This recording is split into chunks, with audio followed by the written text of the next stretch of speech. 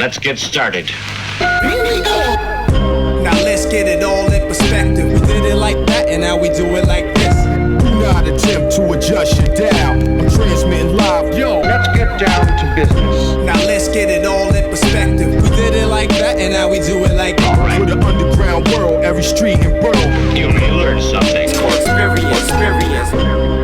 You are now listening to the Joe Rogan Experience with Chico, Simon, Kamar, and your host, Matt Floyd. Welcome to the Joe Rogan Experience. My name is Matt Floyd, joined as always by Kamar. Him. Welcome to the party. And Simon. Hello. What we do here is very simple. The three of us have listened to every episode of the Joe Rogan Experience this week. We are going to rate each episode as well as the week on a scale of 1 to 5 Jamie Vernons. We're then going to talk about each guest, the talking points, give our opinions, this, that, and the next. But first, Kamar, did we have any new patrons this week? Thank you for asking. Hello, everybody. Welcome, new listeners, old listeners. We have no new patrons this week, but... Hold on, I got to say, though. Sorry, you got a butt. Go, you first. I was going to say, we got a message from Miles, who never got mentioned. I couldn't Fucking find Miles, the message man. after that, though. I'm fucking sorry, dude. Yeah. I'm fucking sorry. And your name is too easy to pronounce, so that's why I probably got overlooked. But join the Patreon as soon as you can, except if you're a child without your parents' permission. 53 episodes and the post, Joe. Oh, what a week. Oh, how was your week, Kamar? So I'm painting a porch, and I'm on a ladder, and this woman runs out, the neighbor, screaming, "Help, help, I've cut myself." This old Italian woman. And at first it's like, there's music, you can't really hear it, turn the music, "Help, help," like she's really panicked. Now I'm on the ladder, so I'm like, "Do you need me to call 911? He goes, "No, I need help. So my buddy runs over, and she was taking care of her granddaughter. So she needed someone, she had cut the vein. She needed someone to help apply pressure and put on a Band-Aid. So we basically saved her life. So sorry, let me get this straight. She cut her vein and you just applied a Band-Aid? It was bleeding profusely. I did nothing. I thought it was creepy, two good to guys make that going clear. into her house. You know what I mean? Am I wrong on that? Why, did you think she has like an effigy of dildos there or something? I don't know. No, I just felt like it's a little overkill, us just being in the house. Like, she said she'd called her sister or whatever. Like, help was on the way, but she just needed help. Like, she was I putting think pressure. once someone calls for help, going into their house is not. Well, one person went in. I stayed back in case I had to run for help or something. But later in the day, she gave us this amazing salami. Everyone, the whole family came over and helped and thanked us That's nice. for our heroism. Heroism? Heroism. I like heroism. Sure. Heroism. So, anyways, it's not all heroes wear capes. Some just paint porches. Fair enough. And I've been scooting. Yeah, you're a scoot now. I tried to pull a smooth kid. move Yeah. at an intersection for some girls. I just lost the whole scooter. Is there such a thing, though? No, there isn't. But Yeah, I thought I could. I was feeling a little hubris, a little like, yeah, I know these scooter things. So I tried to like peel off and lean back to sort of look like a cool dude, and the whole thing just flew. I think that's so funny that you think that makes you look like a cool dude. Well, I realized after it made me look like the opposite, but I'm scooting. We're trying. It's blood from a stone. I'm scooting. Simon, how was your week? My week was fine, Matt. Thank you. Not much to report. Wow, awesome. That Look at you go. UFO report came out. That was interesting. Nothing burger. Yeah. It wasn't a nothing burger. It Oh, was- really? You learned something? I heard it There's was a big some fat nothing really burger. important stuff in there. Such as? Such as they mentioned like a certain amount of cases that they had investigated and only one could they find. It was like 119 cases that they investigated and only one could they find like an actual swamp gas answer for. Wait, That's kind of cool. Is a swamp gas the answer, or is that a term? No, I'm using that as a term, like, find some cloud, whatever, weather balloon, something that it was. Quantifiable explanation. That's cool. I mean, this is like now here's another important thing. Now when somebody says, aliens don't exist and you have to convince them, or sorry, whatever you want to call it, the phenomenon doesn't exist and you have to convince them, you have something to point to. Like the New York Times article wasn't enough. There were still lots of non-believers out there. But Well, we had said we have this craft, we don't know what it is. That's what we were hoping yeah, for. this report, unfortunately, was like 6 or 9 pages long. And then the confidential part of the report is like 90 pages long. The juice. Is it Yeah. redacted or no? It's not redacted. It's like for your eyes only. It's not for our eyes. So it's redacted. If they release the whole thing, but 90 Redacted means that they show you the pages and you just can't see what's on. Oh, they don't even show you we these don't at all? see nothing. Oh, so it's worse than redacted. We just know that. Oh, well, wonderful. they're, anyways, so yeah, I think all that stuff is probably in there. Hopefully, because that's out there in the world now. Maybe we get a bunch of leaks from it or something. I don't know. But they said, we don't know what these things are. They're definitely not us. They're definitely not the Russians. They're definitely not the Chinese. So you can take that all off of the table now. Why are you looking at me like that? I didn't. No, I'm But just saying, like, other than the president coming out on the White House lawn and saying, aliens exist. So you're satisfied with this? I'm not satisfied, but I find it useful. I mean, he's wearing a shirt that says aliens exist, so he's somewhat satisfied. They certainly didn't talk about aliens. Like, they're still... Am I crazy or does he look extra? Today he looks extra like he would be the guy that would lead the tour at like the Skinwalker Ranch or something. You know what I mean? Dumb. I feel like because all these lights, though, I'm under observation. And Yeah, he's you're sort of being like, he's the one doing the interrogation. But yeah, no, I'm not satisfied, Kamar. Of course, I wanted more. I just, like, nothing burger, I think, is a little my one thing is callous. always says there's technology that the United States Army has that just would blow your mind, but you don't know about it. It's top secret, whatever. Okay. So there could be That 90 pages could just be all that. other countries' technology that's great. Like, you know, they're always 10 years ahead or whatever with something. Mm-hmm. So I just think it's interesting that they're so quick to say it's not from here at all. I want it to be aliens, right? But it just seems that's why for me it was a nothing burger. Here, let me explain the weird thing to me, at least, is Simon is the conspiracy-minded one amongst us. So it's weird that when the government comes out and says something like, oh, what you've been believing is right, that you're not immediately like, well, now I don't believe this. Yeah, that is interesting. But are you a Matt. conspiracy theorist or do you just play one on the show? Are you a Trump supporter or do you just play one on the show? Yeah, really. I'm a Trump supporter. Kamar, okay, sorry. Go ahead, Kamar. Play out your little... No, that was it. It was either. Well, no, but Simon, do you know what I mean? Like, does that make sense that the government comes out and says this? Wouldn't you not have to? Well, I mean, I've contended for a long time that Tom DeLonge, all of those, that could all be a government. Yeah, that's true. Yeah, but Bob now, but Lazar, like this could just be part of that. Sure. I'm just saying though, is like, Sure. I get for you, the knee-jerk reaction is to read into this and be like, oh, okay, great. This is, but I think once you step back a bit, you might go, maybe this is just too, maybe. Listen, absolutely. Again, this could just be controlling the narrative, or it could be like, we got to start somewhere, right? Sure. Let's also keep in mind, if the Chinese did or the Russians have some technology that was like far and away better than theirs, the U.S. would never, they wouldn't let us know until it was too late, right? I think we have to agree with that. The propaganda machine would never, the same way the Russians were doing it back. I don't see that the U.S. would be like, well, the Chinese have really figured it out. They got a weapon that's going to, unless they needed a bigger military budget, in which case then they would be like, it's the Chinese. If they really wanted a bigger military budget, they could just say it was aliens, and they're not nice aliens, and we better start. That's a fucking great Al protecting Qaeda, that ourselves. boogeyman that's Like, unquantifiable and can That's what a lot of people are saying about this report. Go forever. Is that, yeah, they admit it so that they can now start gathering money, To shoot lasers into space. whatever the fuck Figure they're this shit gonna out. do. Or more to just funnel into fucking, That's more likely. it. oil. Do you guys believe they'll be building on Mars in 2030?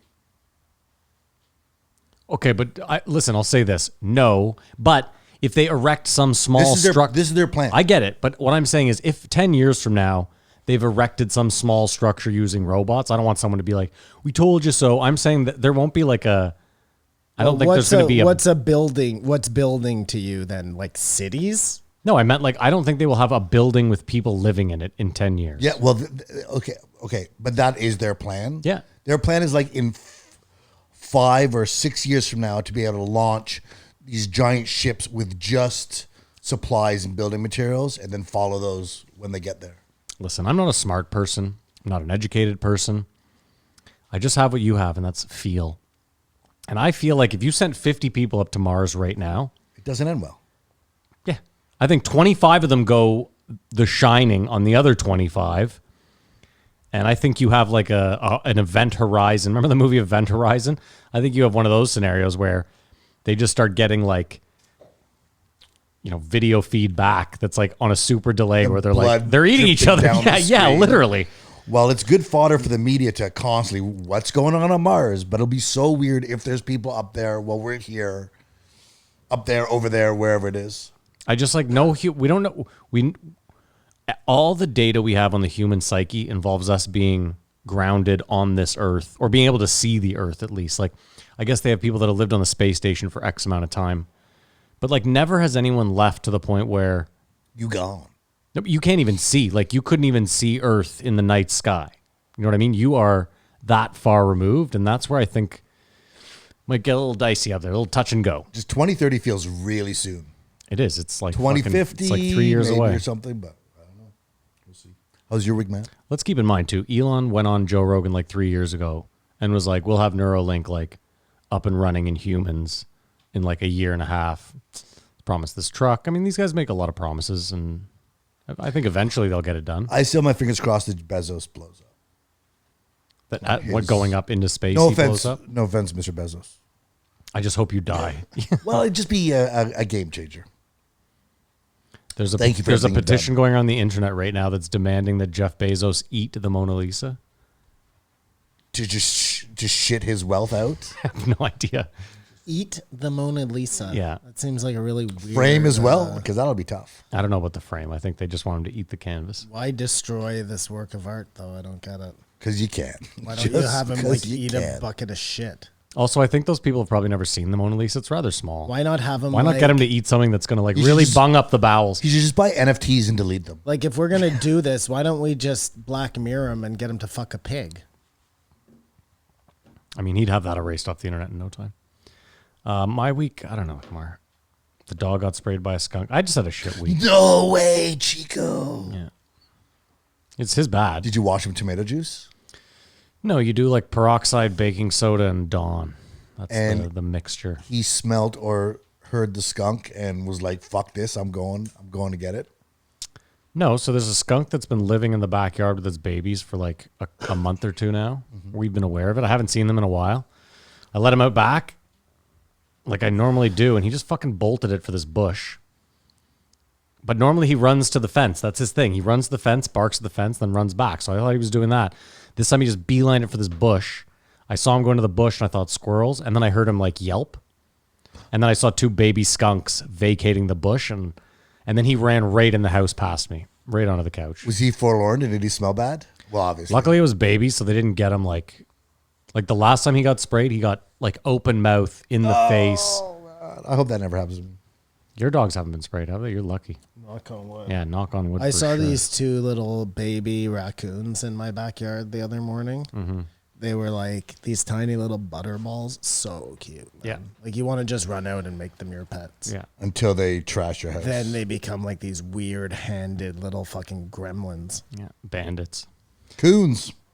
But my week sucked. I just honestly, so much dread. It seems like the world really is coming to an end. Nothing is fucking...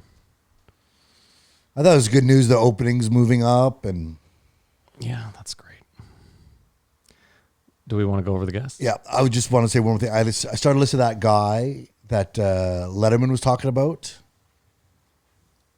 The Annie self-help- Letterman? Annie Letterman. Oh, yeah. okay. I thought you were talking about David Letterman. Yeah, me too. I was like, I don't remember who, but go 'Cause ahead. he said Letterman. The self-help guy, yeah. Just one of the things he was saying is you have to see the world for how you want it to be, not how it is.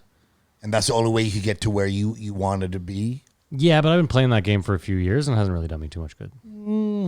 Maybe you have to be less specific or something, but just where you are, looking where you are is a fool's errand because that's where you are. So it worked for her. We had a great week this week, starting off with an MMA with Don Fry. When I saw his picture, I thought it was like Jake the Snake or something. I think it might be worth listening to him because he's a pretty interesting guy. But for the regular week, we had an emergency podcast with Bret Weinstein and Pierre Kory, Dr. Pierre Kory, 671. Then we had 672, Iliza Shlesinger. Then we had far right editor, 1673, Colin Wright. And we had a surprise bear hunter, 1674, Clay Newcomb, in Arkansas. Did you know that was a word? Arkansas. Yeah, that's how you say it. Yeah. Learn that. Chuck Bucker Week. What's funny is I was wondering why they wrote that in the description. Yes. I was like, what a weird way to. But then as I listened, I was like, oh, okay, I see why they did it. And I think they only wrote that because. Yes, of course, yeah. Because honestly, I was like, if this is this guy's intro to his bio, like that's not a strong start. But I think it's so typical. Like I said, every week bears are mentioned, and now we go balls deep into bears. Oh yeah, it's total bear week. All right, well, Some might say Bigfoot too. We'll see. I mean, Simon will get there, whether we want to or not. 4 episodes. Do you want to rate it? Anyone want to go first? Anyone want to jump right in? So what were the episodes again? Sorry, just quick. Emergency style. Podcast 1671, Bret Weinstein and Dr. Pierre Kory. Oh yeah, okay. Schlesinger. Iliza Shlesinger selling a movie, 1672. Yeah. Then there was Quillette, The editor. editor of Colette about transgender, 1674. And then we finished with, 1673, pardon me. And we finished with the bear hunter from Arkansas, 1674, Clay Newcomb. I give this week a 175. I mean, I'll give it a 2. I changed my mind. I give it a 1.5. Okay, well, I give it a 2. I give it a 3.2. Okay. The hunter spoke to me. I feel like the movie game where we should write our ratings down before we say them out loud, so as they are not Influenced by someone else. Yeah, I feel like you never know. Yeah, I guess if you guys come Could really happen. low, Like think I about look it. like Yeah, a jerk. Or if you had been like, jerk. oh my god, I thought this was a 5 week, and then we both say like 1.5, you might be like, oh, maybe, I don't know. Well, I often find through the discussion we find out, I've changed my mind a bit. I find that too, Plus or minus, so. Yeah, it's usually actually usually in the plus category. Where, You thought it was worse, and then through I guess discussing it, wasn't I'm that like, bad. yeah.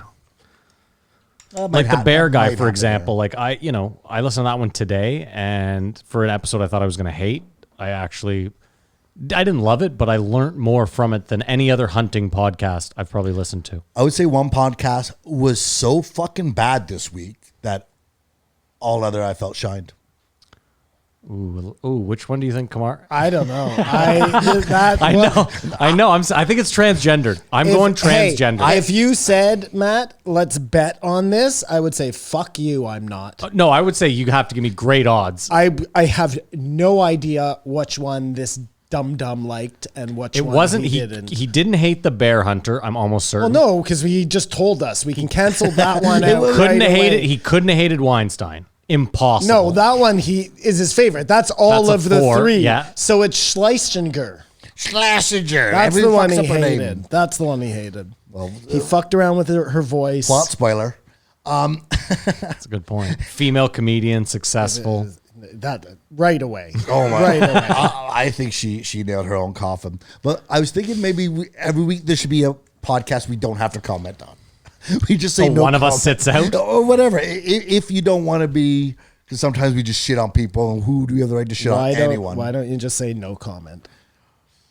I think you should have to wear a dunce cap if you're going to do that. Or just don't shit on anyone. I think my problem is I listened to him twice. No, that's definitely your problem. I think so. In any event, let's get into it, boys. Well, yeah, we rated it. Let's start the show. 1671, Bret Weinstein and Dr. Pierre Kory, an emergency Weinstein. podcast. Weinstein, of course. Yes. Weinstein is in prison. I like how, like, Joe, it's not really an emergency when you just do this all the time. Like, you have people just drop into the studio and do shows. You know what I mean? It's, No, he meant emergency because this guy was supposed to be on 2 weeks from now, and they thought, no, we have to do it now. Gotcha. There's Couldn't wait 2 weeks. There's no 2 weeks to waste. And one of the podcast mentioned stuff had got to strike. Yes. So it's almost like faux heroicism from Joe to put these snake oil peddlers. What I want to ask you guys first, you've listened to 10 hours of Bret Weinstein? Yeah. 10 hours? What do you mean? 6 He's hours. saying, Oh, give or on take, Joe you've heard Rogan. him in Joe Rogan for probably... Gotcha. You have a feel for him. Yeah. Do you trust him? Do you think he has good intentions?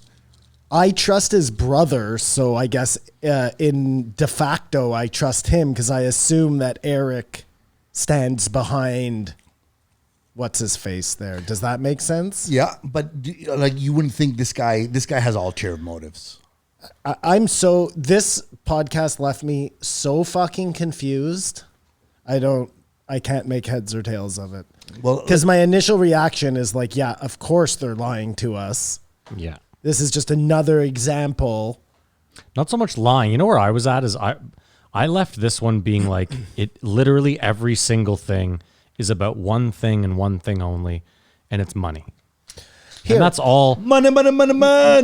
Maybe you guys can fill in for me a couple of things that I don't get. Things that I tried to tell my wife, and when she fought back on it, Yeah. I was unable You to couldn't press supply. Oh, you want us to give you the fodder to beat No, your wife in an argument? I just genuinely don't know. Okay. I've gone on the internet now to try and find an answer to this question. You cannot. Yeah. I don't even know where to look. I went to Al Jazeera, and they don't even have an answer. Did you go on DuckDuckGo or Brave? Did you try a different browser? I did not try a different browser, That might help you. but I went to Al Jazeera. Sounds like you really combed the. Anyway, what is your question? Anyways, point is, why are there no other all these countries that have been cured by ivermectin? Yeah. Where are they? Why are they not speaking up? Why? Like, look, the news can stop the narratives they're playing out, but like, if this shit is curing like whole swaths of nations, eventually we would hear that. Like, I'm not. Not if it's No, I suppressed. see what you're saying. No, but what he's saying is like, if we can find out about the Arab Spring through Twitter or Reddit or something like that, how can it not leak This out is what that I there's... mean. I agree. The press controls narratives, meaning that they can spin stories in certain ways. They can take information that's out there and make that information seem wrong, but they're not even talking about ivermectin. Like, do you know what I mean? Should there be news articles about this? I imagine Like it last should be week a on Joe, point of controversial debate. Bret Weinstein. Like it should get some legs, right? Well, I'll say this. I some mean, legs. I had never heard of ivermectin before this, and I definitely saw like 7 or 8 articles about it this week. So But they were all only because he was on Joe. Like, I don't know if that gets play if maybe, I don't know. it doesn't make it onto, which was the whole point that Joe wanted them on there, right? But to if- use. I mean, I'm going to his- say something. I'll say this. This is very odd. I was watching some of the Euros, and it was whoever Hungary played. But the announcer kind of nonchalantly, and it seemed as though, and again, this could be just me putting my tinfoil hat on. This is what happened. He said he was like, full house in Hungary today, 60,000 people, because a lot of the where they're playing the Euros, it's still spotty, right? Like maybe you can only have 3,000, maybe it's 10, whatever. He's like, in Hungary, full house, 60,000 people to see Hungary play. And then the announcer went, yeah, well, I mean, COVID was pretty much non-existent here in Hungary. And then there was like a long, like no one said anything for an odd amount of time. And then it was just kind of dropped. And I thought to myself, like, what do you mean Hungary was non-existent? Like it just, like is Hungary not a big, and I know Hungary's Budapest is a very fucking populous city. There's a lot of people there. So I don't see how, the country itself just didn't have any tourists. It didn't see COVID at all. Like it seemed like an odd, and again, they just glanced over it. So I will say this, though. I'm also not going to sit here and assume you can think they fucked us in the sense that they're just trying to make money for pharmaceutical companies, this and that, while also thinking it's not Bill Gates trying to microchip me. Like, I got the first vaccine. I didn't listen to this and go, I wasn't like, I was lied to, I'm going to get sick from this. I didn't do that. Like, they make a flu shot every year. No, I also didn't do that. I think if it was the ivermectin, to me, that's the interesting part. Yeah, if it was working. Like, if it can really eradicate COVID. Because they want, this round of vaccinations is not the end. They want this to be like a yearly or Well, you have to get a bi-yearly booster, just like you would with your flu shot. You don't or just get one flu you shot. take ivermectin and you eradicate COVID. Yeah, but here's the thing is like, that's a weird statement in itself, though. Hear me out. The booster shot, like, you've been vaccinated for several other things when you were young that you never got a booster for. No, but for the flu, you do get a booster. Yeah, but again, this is what I'm saying is like, if they can just cure me of measles, mumps, rubella at age 2, 1, whatever the fuck it is with a shot, and I never need a booster again, what's the difference here? I have no idea. Because one is, I don't know. Virus? Yeah, I'm just saying, I think about our country. What do you think the taxpayers or the government paid for all the vaccines? A lot. Yeah, I mean, if it's, I know they paid a lot. so if it's 38 million times 2, excuse me, because everyone needs 2 rounds, right? Unless a dose is considered both. I know what you're saying. So let me get back to my questions. Sure. Please do. These guys are saying that nobody can take ivermectin because what? Like, what's to stop you from They're just saying- going and getting ivermectin? I don't think you can. I don't think it's like readily available. I think if you have a family doctor, you can have it prescribed to you. And they're saying that they're trying to shut this down because It's super cheap. there's no patent on it. So 40 years old. anybody can make it. Yes, it is. So now why public doesn't domain. somebody just make it and sell a lot of it? I don't know. Because I mean, they again, wanna- it they doesn't. wanna make something No one new. will use a lot of it if the CDC, the FDA, and WHO are all like, this is just fucking snake oil, and it's not gonna. Right. So you need the endorsement of the CDC and in order to sell a lot of drugs. Let's keep in mind too. Let's say they sell 1 billion doses of the vaccine. They've made their fucking money. At that point, once they've sold 1 billion, they can probably then turn around and be like, oh, you know what? This ivermectin, it could probably help you out as well. And They then it's won't just do a that. fucking, They they won't might, do who that. cares? I Why, hope they could do double that, dip. but I think we've seen greed has no bounds. This charging for the vaccines, like them fighting over patents for, is like in the middle of a pandemic like this, is the grossest shit ever. And then Fauci giving another $3.4 billion to look at other cures for COVID when this is still sitting right there. Well, this guy was saying they were giving $8 billion to make a drug that's identical to this drug, but they'll call it something else and it'll be under patent. Like, science and commerce are not friends. And it'd be foolish to like trust pharmaceutical companies all of a sudden in this one situation have the best intentions. In the same regard, I guess, like, how do you just trust these guys? I'm very torn on this because whole thing, of my you know? history listening to him. That was my point of the That's, well, I have no history listening to him, but the fucking 3 times he's been on the Joe Rogan But show. let me ask you know though, what just I mean? Simon, from What's your the feel for a person? just from the questions he was asking and the way he was asking them, do you not at least feel like he's definitely a man of science, where he's really trying to get to the bottom of what's what, as opposed to just like, I'll use your boy for example. What's his name? Englishman, old. Graham Hancock. Thank you. Graham Hancock is a great example of someone who a lot of people in that industry think is just selling snake oil and is, just full of shit, has no idea what he's talking about. It seems kind of in the same vein where this guy's saying, listen, I'm not saying anything that there isn't evidence for. I'm just saying we need to look.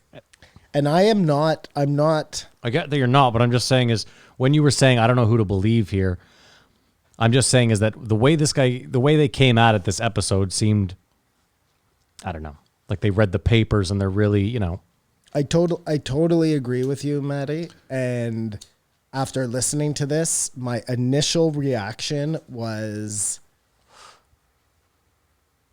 I'm with these guys 1,000%. They're trying to keep this easy cure from us. I'm not really sure why, but I don't even need to know why, because I just know from history that the powers that be very rarely have our best interest in mind.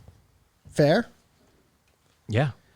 I also got that same feeling, and I'll admit this. The very first time I watched that fucking, what's his name? The UFO guy there. Bob Lazar. No. Jeremy Corbell. No. Sorry.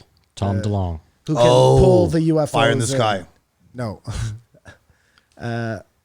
Sirius. That's his movie there.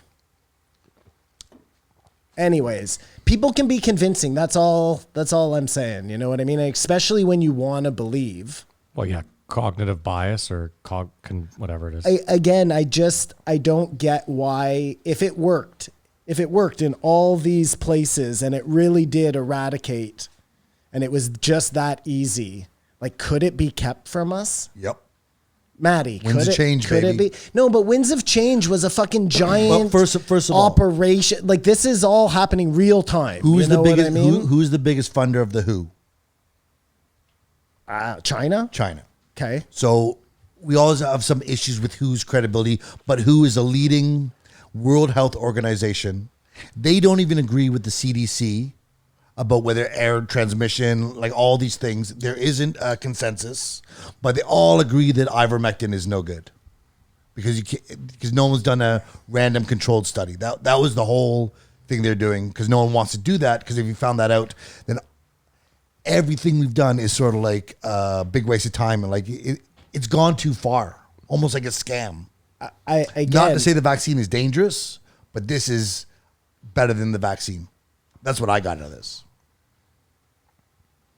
But hold on, it could be, realistically, it could just be the same as the vaccine. Well, Say it's better, like if it helps you not die of COVID or not get it, then well, no, they're saying this gets rid of COVID. The vaccine just prevents from COVID, but COVID will always be around. So that's why I was they said that they said this was good for two things. If you have COVID, yeah, then it helps you, and it also helps as a prophylactic. If you don't have COVID yet, it helps you not get COVID. gotcha. It also is a cure for people who do suffer side effects of the vaccine and the long haul COVID as well. So, I mean, across the board, and it's proven to be safe, whereas this is still, because of national emergency, they were able to rush this mRNA vaccine. But proven to be safe. It's been used for 40 years and no one dies. That's it. Yeah, I mean, that was undeniable to me, what they were saying It's there. won the Nobel Prize. Yeah. Back up, though. Back up. Okay, If you have some sort of like lung disease, let's say, sure. and you take a drug that's proven safe as a diabetic medication, it doesn't mean that because That's different with this. Sort of cut you off. What they were saying is like they've used this on every race, religion, creed. People of all. Didn't matter but what they've you never used it on somebody who had COVID before. That's all. But even then, they said they were using it throughout COVID in certain countries. So I don't know why that isn't randomized. testing I right cheated and listened to him, Bret. He also did there. Lexus. On Lex, yeah. And he was saying one of the reasons Africa hasn't had a big outbreak or a big problem is because they've been using ivermectin so much. They use it there. for other things still. for Not like related, but it's been preventative. what was it? Blind river Yeah, fever because or they whatever? use it. They have so many fucking Other shit they have, bugs yeah. over there that get into. No, again, I'm not.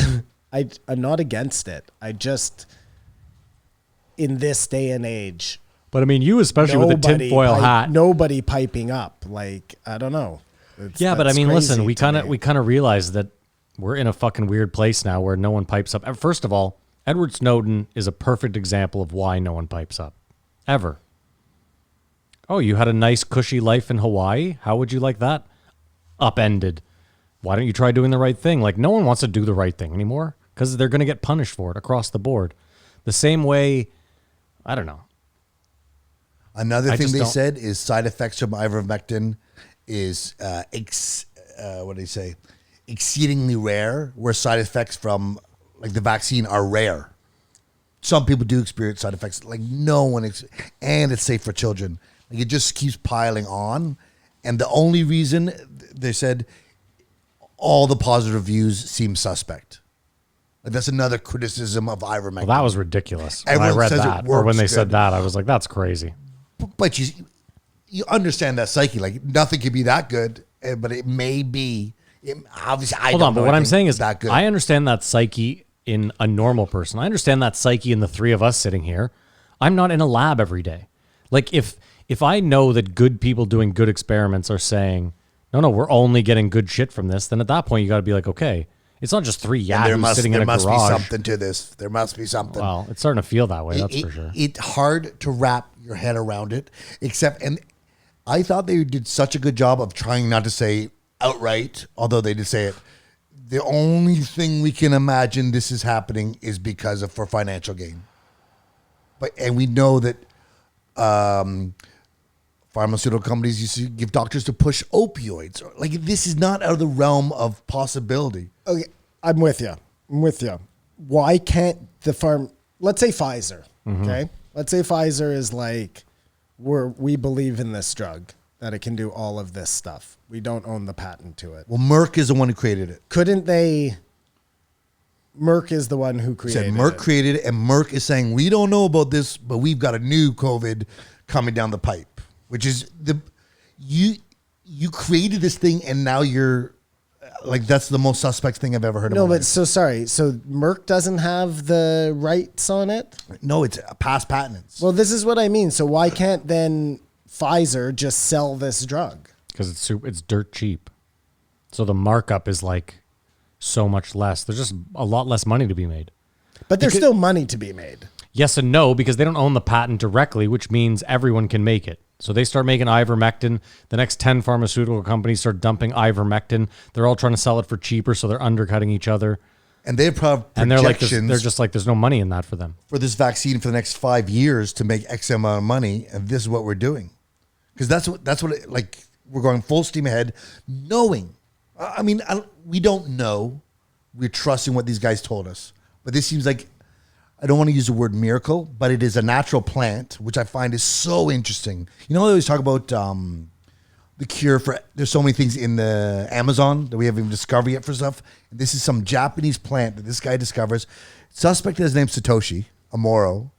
The guy who did Suspect that his Bitcoin name is is Satoshi. Sashi Nakamoto. That's a little It's close. Nakamoto. Just every amazing thing in the world is made by this one dude, and nobody knows if he exists or not. And Satoshi's a made-up name.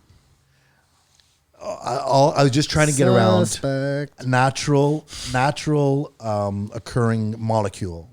That's really cool. And I love the planet Earth for that.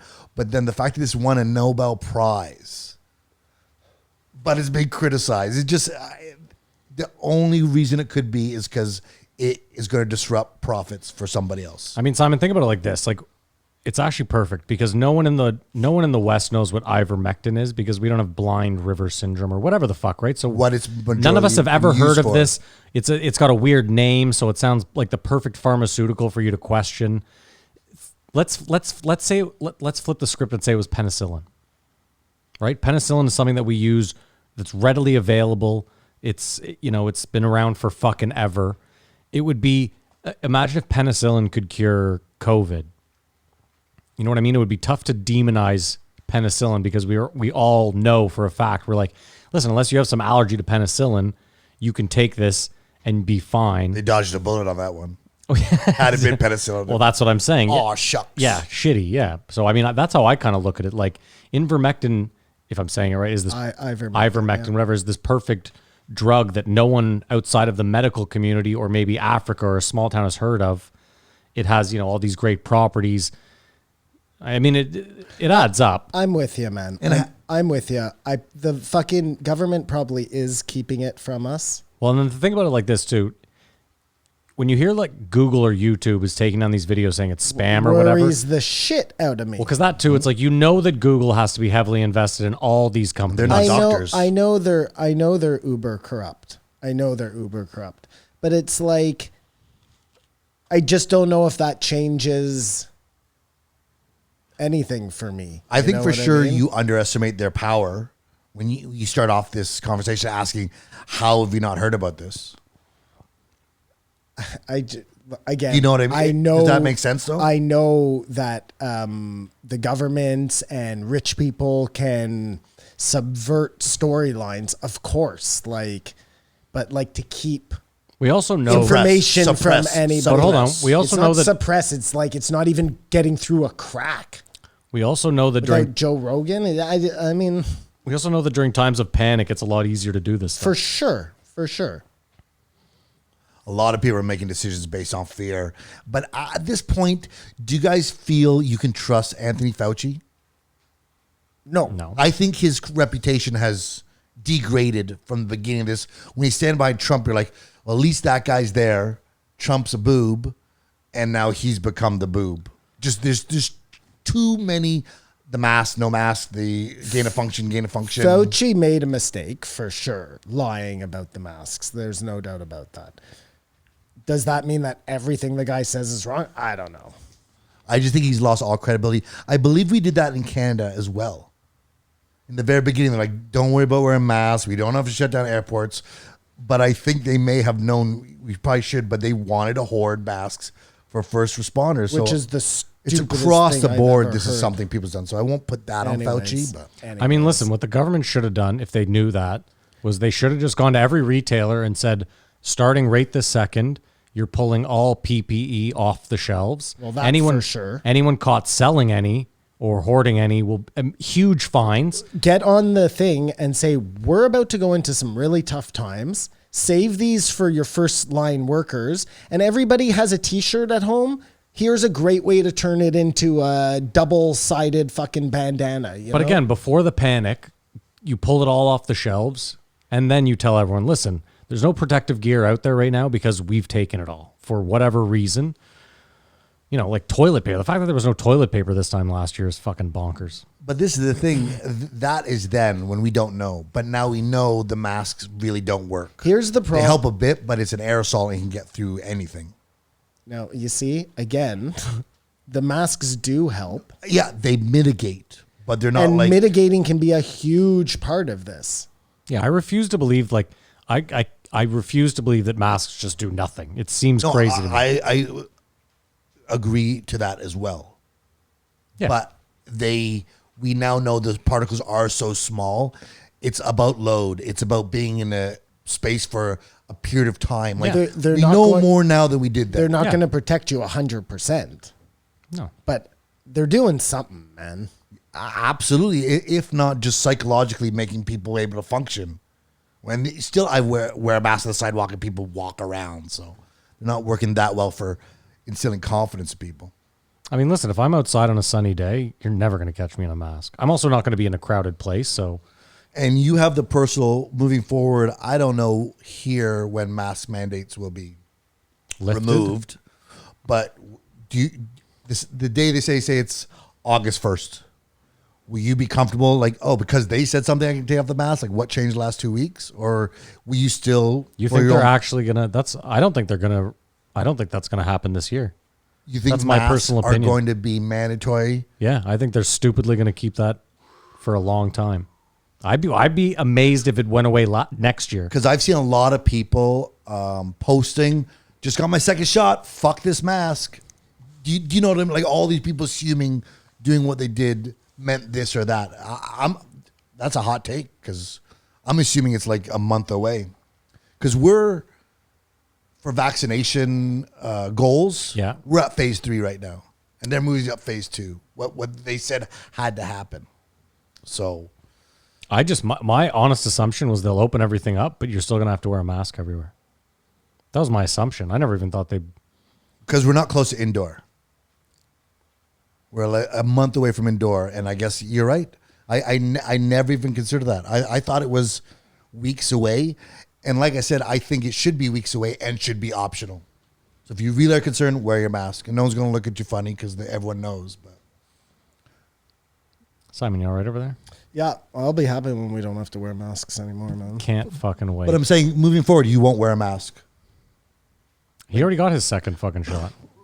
Regardless, some people feel more comfortable. Like just If you were in a crowded place, could you imagine, or you would not? I want don't to? know. I haven't been put in that situation yet. It's easy for me to say, yeah, no problem, but I don't know. Because I don't know. I mean, the problem is this, Kamar, there's still these variants, and I don't want to get like just on a pure like, I just don't like being sick. Like even if it was the flu, I don't want to get the flu for a couple days and feel like shit. So it's the same way. Like it has nothing to do with thinking I'm going to die. The idea of like sharing joints with people, the fact Ever that again? I used to share joints with people grosses me. That's out. over? I'm like, what am I doing? What was I doing? Why is everybody not just rolling their own joints? I mean, I disagree with what's that because happening here? that's how you build up, and that's how we ended up getting this far was through sharing and dirt. Like it's like that guy that was on who lets his kids play in the pig shit and whatever. You know what I mean? You'll Like, never share a joint again, or you'll probably forget 5 years from now. I mean, maybe I'll forget, but no, just from like when I started thinking about it, like what you do with your lips and then your share, it like I just don't need that. That's cool that we don't do that anymore, you know? Or we do. But what I was trying to say, we've noticed people wearing masks for years. Yeah. It was mostly people from Asia or whatever. I noticed it more in Toronto than here. I was going to say, when I lived in New York, you saw it on many different. Common. Yeah, yeah. Those were people who were sick and didn't want to get other people sick. Nope. Some people do it for pollution. People have a myriad of I was going to say, reasons why Simon, the they're bigger the masks. city, too, a lot of people do it for smog and. We though think Asian culture, Yeah. very big on like Yeah, not doing the right thing. Politeness, yeah. So that all factors in, I think, as well. We don't realize it. We think, oh, they're protecting themselves from smog, which some are. But I think a lot of it is these are people who aren't feeling well, but who are doing the polite thing, not getting other people sick. I think I've told this story before. I was, when I used to take the train every morning, it was so busy that like sometimes you have to wait for the third train. And it was people like, I was always amazed no one fell on the tracks. Just that's how fucking busy it was. And You haven't been to Toronto. no, this was New York. No, they push. I'm sure they push people in New York as well. Yeah, I'm sure. But the point is I got on the train one day and the train was so packed. I had no bars near me to grab. So it was just like hand on the slippery ceiling. And it was also where it was like curved, right? So I really have no grip at all. This woman's face like is right here. And I mean right fucking here. It's the side of her face. And I get like a sudden like frog in my throat. And I just... And dude, I saw the hair on her face move. Like I moved the hair on the side of her face. I coughed on her face so hard. And I mean, think about it. That's a weird thing to be ingrained in my memory. But I remember thinking like I felt so awful. And the look she gave me, it's just gross. You're right. What we do is gross as humans. And we probably shouldn't all be packed in like this. But Let me ask you a question. Do you see like ivermectin coming into play into the mix? well, Do you think at some point they're going to be like, yeah, this is it. This is the drug we should have been using? I don't. and I we're- think they've gone too far. I wouldn't say, listen, it's an easy off ramp. You don't say it's the drug we should have been taking. They just say, listen, in addition to your vaccine, this is the perfect. Why not? That's a great way to. I understand. They're going to have to some. Yeah, you got to get a PR guy in there. That's what I'm saying. Yeah, this thing was the whole time, and They're never going to admit. Listen, I don't think they will. They're But never going to admit they were wrong. it would have ever. to be that way. You're saying. So yeah, they're just going to come out and say, listen, there's this drug they've been using for 40 years. It's the perfect addition to your, and then yeah, I think they'll roll with that. I want to tell my New York subway story when I was with Simon. He didn't want to take the subway. I finally convinced him because private cars or whatever, it takes a while. Like, we'll just get a subway. It's 2 blocks. It'll take 5 minutes. We get there. He's all psyched up, ready to go. The door opens and it's just the wall of people and no one moves. So you got to sort of Yeah, you have to make your way on. absorb into it. And Simon says, no. And we leave, never to ride the subway again. And I believe you've done that on a couple elevators as well. Oh, when the all doors the open. time on If there's 4 people on an elevators. elevator, I guess we're taking the stairs. Kamar, one day the train's ripping by me, and as it's ripping by, I can see it's sardines, just people. As it slows down, the door stops right in front of me, and for some reason, there's like a 6-foot bubble of no people on this one train. And I'm like, sweet. So the doors open up, and I go to step on, and I notice that all the people standing right there are looking. They have that like anxious look, like. And I look down, there's a pile of puke, like 6 feet wide. Dude, this is New York for you. And everyone is just standing around it, and watching people walk through it and then kind of giggling to themselves. It smelled so foul. But I was just thinking to myself, I was like, isn't it nuts that we do this every day? That like people are so, like there were people just sitting there reading their newspaper with their shirt over their nose. It was so fucked up. And you saw that every day.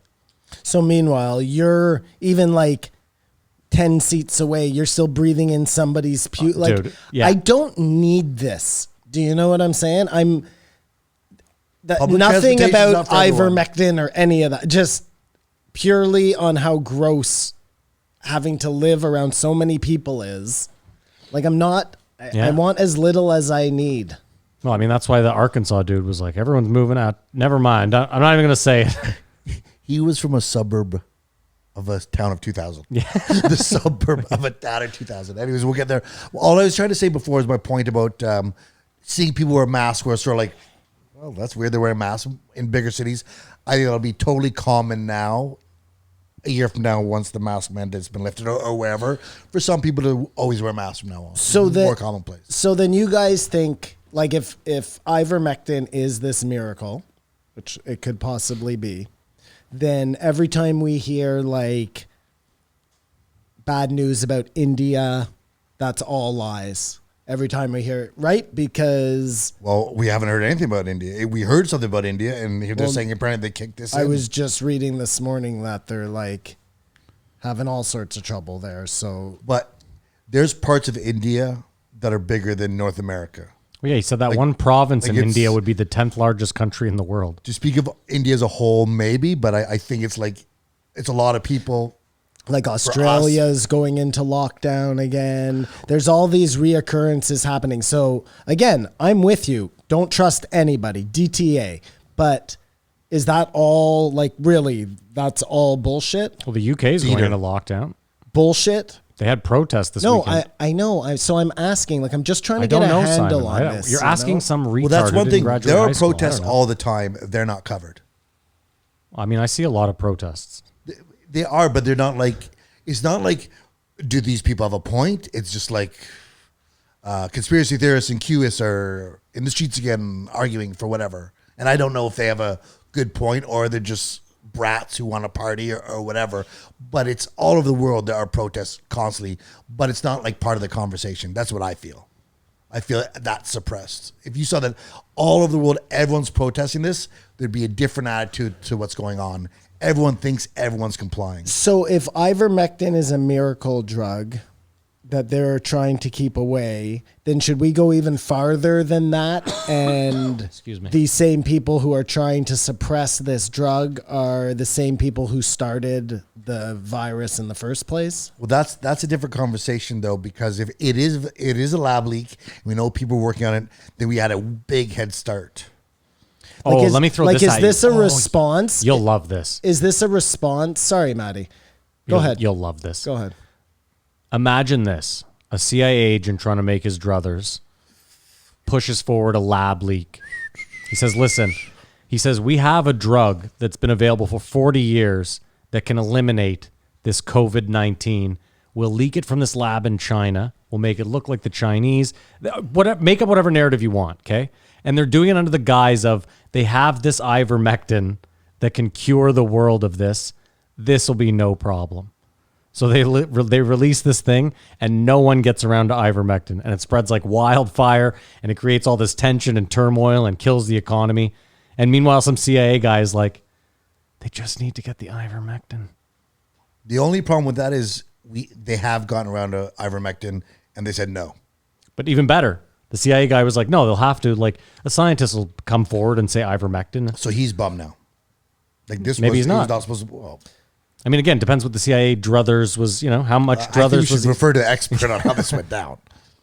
So is it a response then? Like, is them keeping ivermectin from everybody, was that the plan all along? Or was that just, this happens to be the cure and we got to make sure it doesn't get through?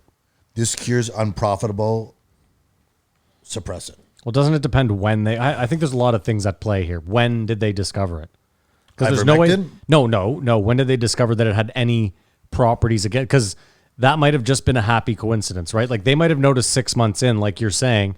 They might have said the correlation in Africa is... Well, it's like the story he told. I don't think it was ivermectin he was talking about. I think it was some other antipsychotic drug at the insane asylum in Paris, or in France rather, where it was all the insane asylum workers that were getting sick with COVID, but none of the residents. And it's because the drug they were giving them for whatever was working to battle. So that's what I'm saying is they might not have known right away. They might have realized 6 months into COVID when they had already dumped a ton of money into research, and that could be the other thing. I mean, again, when I said money drives it, money drives it in a lot of different ways. If a pharmaceutical company has spent $4 billion pushing forward this vaccine, hear me out, and then they realize halfway through, or someone discovers halfway through, hey, this other thing, they've already worked out that, hey, we're going to make $15 billion off the $4 billion we've spent. They can't just lose They've that $4 gone billion. too far. It's past the I point of mean, no I return. agree with all of that, except that they already got a free ride pushing the vaccines through. Like, usually you have to spend I X agree. amount of dollars over X amount of years But to Simon- make anything work. They already got it pushed. You know what I mean? Yeah, but you're forgetting too, like it's like bankers. Like, they don't play the game normally. Like, you would think that way. I would think that way. Of course. They would go, I came to make 20 billion. I'm making 20 billion. Like, I'm not here to make 4. Like, where you would be like, well, they already pushed it through. They would go, no, the maximum was pushing it through and getting 100% of people vaccinated. You know what I mean? But we could say that's, lack of a better word, evil and the problem with human beings. Yes, We possess greed that. is, of course, I would say greed of all the 7 deadly sins is This really is Arkham's razor, though. It comes down to Arkham. Eric B. and Rakim. either way, it's not Arkham. Why is this happening? Money. Well, no, it could be money. Batman's. There's got to be another reason. This can't be over money. It's foolish, right? To me, money makes the most sense. It does seem, yes, money makes the most sense. It does seem hard to believe when you're dealing with And totally like, feasible.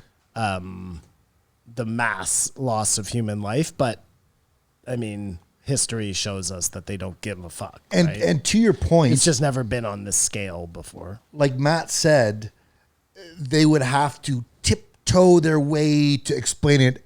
Just coming out saying, yeah, we totally missed the mark on this one, and ivermectin was the way to go, would destroy any credibility CDC, I mean, HUO, would it? Could governments have. like again? Yes and no, though, Kamar. You know I what? think people would be forgiving. I go back to bankers. Yeah, listen, I go back to bankers. All the banks fucked us out of trillions of dollars. They're still in operation. We all still hold accounts with them. Like, nothing changed. They all still give out massive bonuses. And listen, like if they turned around right now and were like, ivermectin, let's do this. Let's, the same way we fast tracked the vaccine, we've decided now we're fast tracking. We don't need clinical trials on ivermectin with COVID. We're just doing this. Let's do this. Like nobody would, we would just be like, yeah, let's do this. You know, if you cure COVID I mean, the weirdest at thing- this the thing that point, you're I saying- just don't think anybody's looking back. Well, the thing that you're saying no, makes... they didn't cure COVID with the vaccine, though. But either way, what he's saying That's makes the the most So I'm sense. saying is like, if you cured it with ivermectin, My bad. if you guys were going to fast forward through all this other shit with the vaccine anyway, then why don't you fast forward some ivermectin trials and just get it the fuck over right. with? Put Like, it, or put in the vaccine. That'd As a be placebo? Nice. No, put ivermectin. My whole quandary is that this vaccine does nothing to eradicate COVID. Mm-hmm.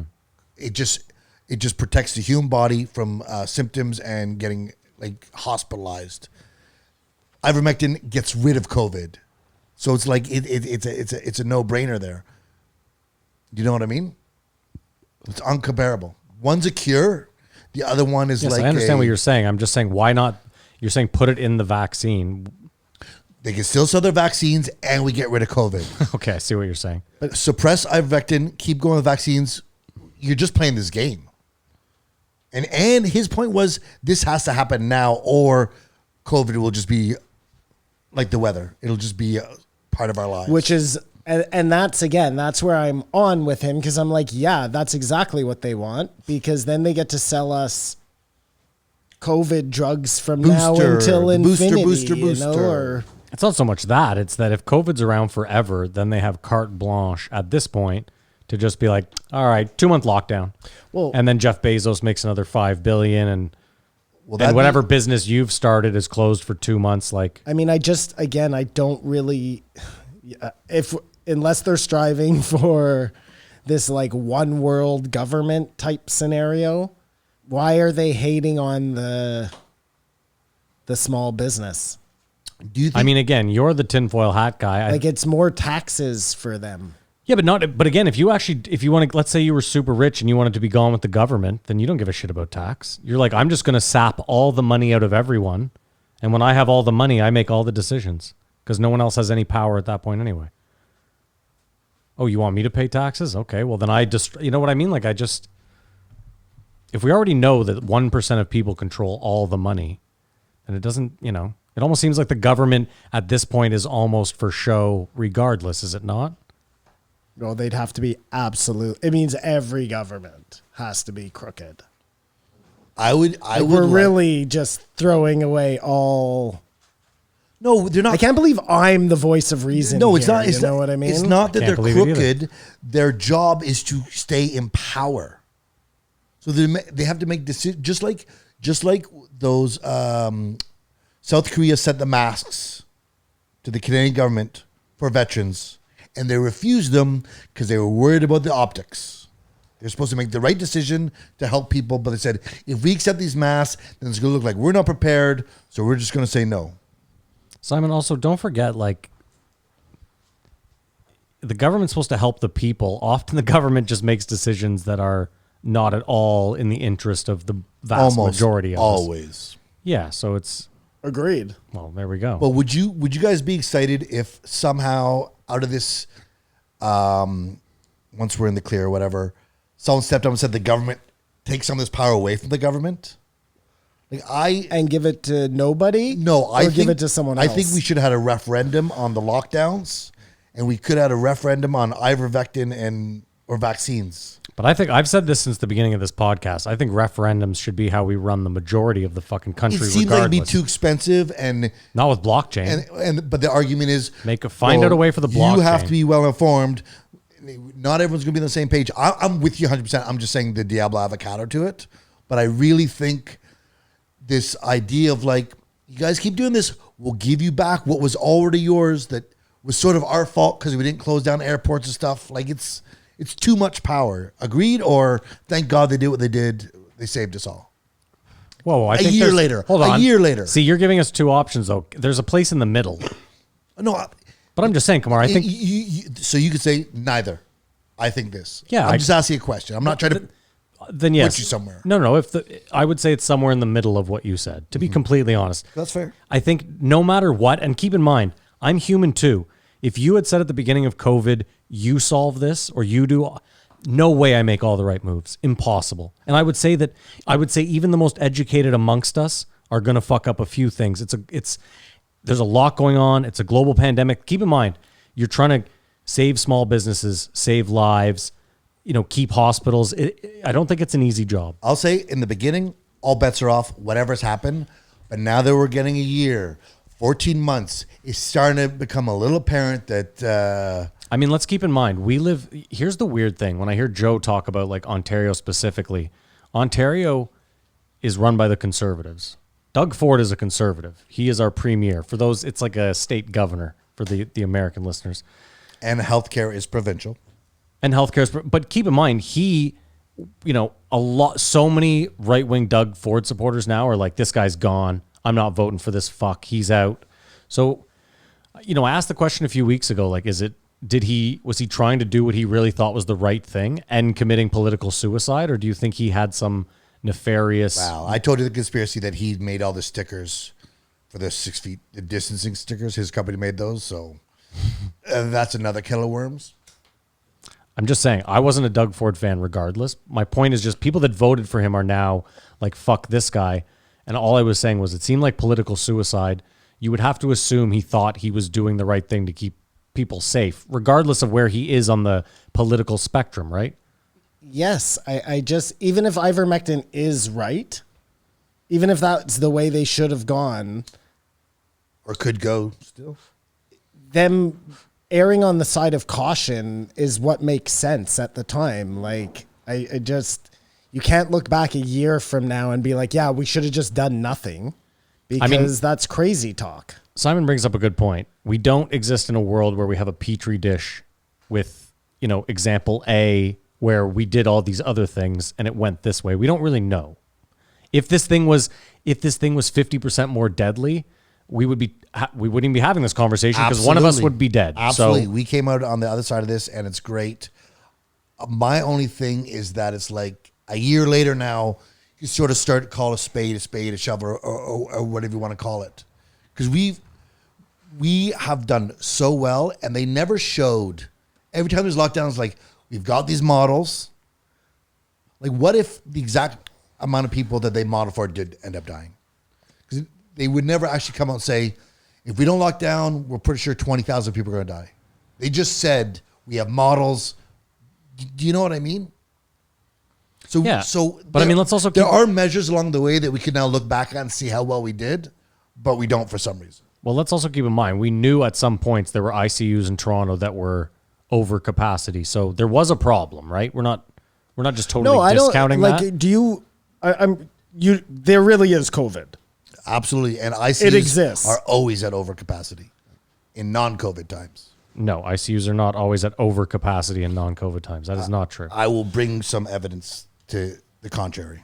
Okay. That it is a constant problem in a lot of provincial healthcare systems. But the biggest, weirdest thing for me is we are grouped in with Toronto or the Golden Horseshoe. Like, it is so much safer in Ottawa Well, forget Ottawa. than looking at the province as what it is. Forget Ottawa. Imagine if you lived in Thunder Bay, Ontario. What I'm saying is, if you lived in Northern Ontario in a small fucking town of 1,000 people, it's insane that you're going to be in the red zone because Toronto, a city of 5 million, the fifth most populated city in North America, or fourth, whatever. I agree with all of that. Like, it was mishandled. There's no doubt about that. It doesn't take away from the fact that something had to be done. And something was done. Yeah. And now we're here. I get it. I feel like you want us to look back and say they should have done nothing. No, we've all agreed they should have shut down international flights. Yeah, I said that right I away. think looking back now, you shut down really hard, and leave the small businesses open and close the huge businesses. Like, they got all of that wrong. Yeah. So we can look back and see what they got right. And I'm pretty sure the toughest one is schools and kids. Like, what the effect psychologically will be 2 years from now. If we're going to have depression. Do you know what I mean? Yeah, I mean, listen, I will say this. I'm 38. I don't have kids, so I'm using like very little anecdotal evidence. I've seen some Zoom classes online where the teacher looks like, it doesn't look perfect, but it doesn't look like the kids are that disengaged. Or I get it. They're not having the personal contact, and that's going to be a little bit weird for them. But like, dude, when I was young, the teachers went on strike, I think twice, where I was out of school for like 3 or 4 months. I don't remember it having a huge effect on me or fucking me up. I get it. This is a year and a half. It's extended, but. And did you guys watch Montreal tear their city apart? Well, I'm not sure if they tore the city apart or it was like 10,000 people cheek to cheek, no masks outside the stadium, and they had to disperse them. And I think that's why they shot the tear gas, and that's what made it unruly. I think it was just over capacity, but there should be serious problem. I mean, I'll say this: I saw. Do you know what I mean? I remember hearing that they were going to let 3,500 people in the Bell Center, and I was like, okay, whatever. And then I saw the video of all the people outside, and I was like, what are they doing? I was like, what are we doing here? Like, Portnoy had a video yesterday about NC State getting disqualified from the College World Series because someone on their team tested positive for COVID or something. So I guess the whole team had to then forfeit. They've never heard of ivermectin. No, but his point was he was like, they're playing in a stadium with 35,000 people sitting side by side, and your issue is that the team can't play together on the field. Like, he was like, what are we doing here? And I mean, shit like that. I feel like we've just thrown logic out the window. I said it when Montreal was in Vegas. Players on the bench, 30,000, 28,000, whatever, 18,000 people in the stands, no masks, and the 4 coaches just surrounded by people are wearing masks. Yeah. I guess the masks do work. Anyways, This I think is an eye opener. I'm glad it happened because I can't articulate any of this stuff, and I would not. You try didn't to know make, about ivermectin before this. You No, wouldn't have no. been able to but articulate it either way. I had heard his discussion with the creator of the mRNA Okay. vaccine, which is a different discussion. Point being is I won't make the mistake of Simon of trying to go to someone and tell him this information because I will just butcher it and make it look bad. You know, I say Yeah, defend his that wife. was a mistake on my part. It's just I have it, but I would urge anyone to listen to this and make your own conclusions. But I can't push this or use this as fact to move forward. I gotta say in closing too, it just dawned on me like we've been listening. You know, Bret Weinstein's had his podcast throughout all of COVID, and he's been talking about mRNA vaccines for a while now. I've never once heard him mention this ivermectin drug, so it's obviously new to him. It's obviously just been brought to his attention recently as well. And also the suppressing and the demonetization of him is new. Because I've never heard him complain about this till now. Yeah. And that's one of the reasons he's on there. And he literally was going, that's why I prefaced this at the beginning. I think this is a great guy and I think his intent is the best. And he's like, this is affecting my livelihood. Because this is how he makes his money. By keeping open discussion about important things. And it's suspect. That's all I have to say. I agree. It sounds totally suspect. It's something that I hope we get to the bottom of. We'll see if there's any articles or any coverage. Had he thrown in something about gender, not a right to play, and it sort of got it. Well, talking about ivermectin, But Joe, it's- once again. It's almost like even if you can get a discussion going on people trying to debunk it at this point, at least it's in the... People are talking about it. a counterpoint to this, yeah. Like, I haven't even heard anybody talking about it. That's the...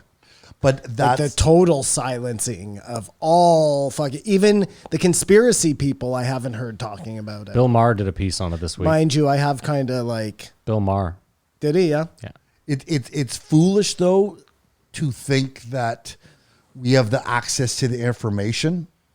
Like, one of the things Eric also said to Lex is that when you Googled school bus, and I Googled school bus, and he Googled school bus, there was a time when the exact same results would come up for it, what it thinks you mean by school bus. But it now looks at your search history, and you're going to get a slightly different thing for even school bus. Oh, Asian gangbang school bus. Because that's all I look at is for gangbang. I meant me, but or whatever it is. Like we're not all looking up the same thing. Maybe with DuckDuckGo you are. No. But with Google, forget about it. You are getting what it thinks you personally want more. And I think I've always liked general consensus. I think for comedy that helps too. Everyone sort of be on the same page about one thing. You know what's a real problem too is I'm going to try and find out who's saying what about what with this whole ivermectin thing, okay? And you're trying to every website is called WebMD or MedUSA or Vaccine International, or they all sound so how do you even know? Yeah. You know what I mean? You have to fact check the fact checker. How? you can usually- you know how you- And information's being suppressed. you know so how you you're- can you're almost fucked. you know how you can almost always tell though, Simon, to be completely honest, is look at the advertising.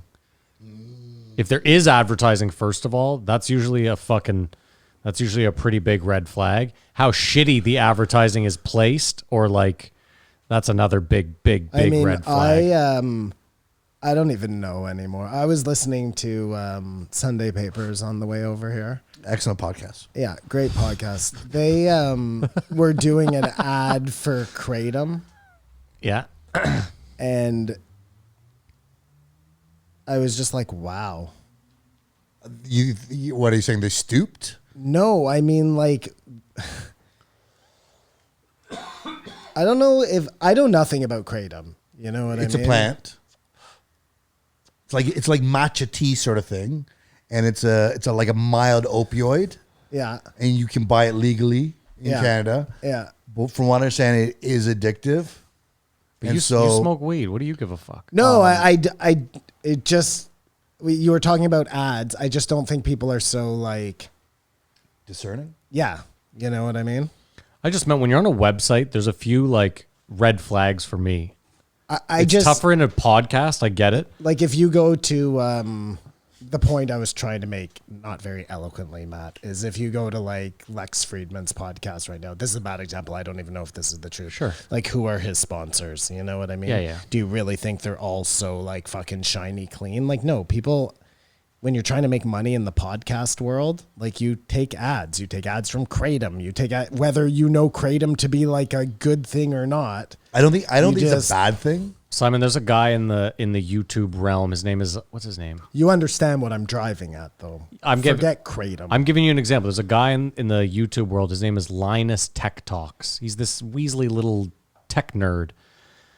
Anyway, he did an ad for obviously someone that paid for an ad. Like that's how ads work. We know this. And he got lit up online because they were like, the guy that runs this, I guess it was a crypto website that he was advertising. And they were like, you didn't look into this. The guy that runs this crypto website has been like accused of all these fucking, fraud and this, that, and the next. And he had to do a whole video. He was like, listen, I'm sorry. Like someone came to me with an ad.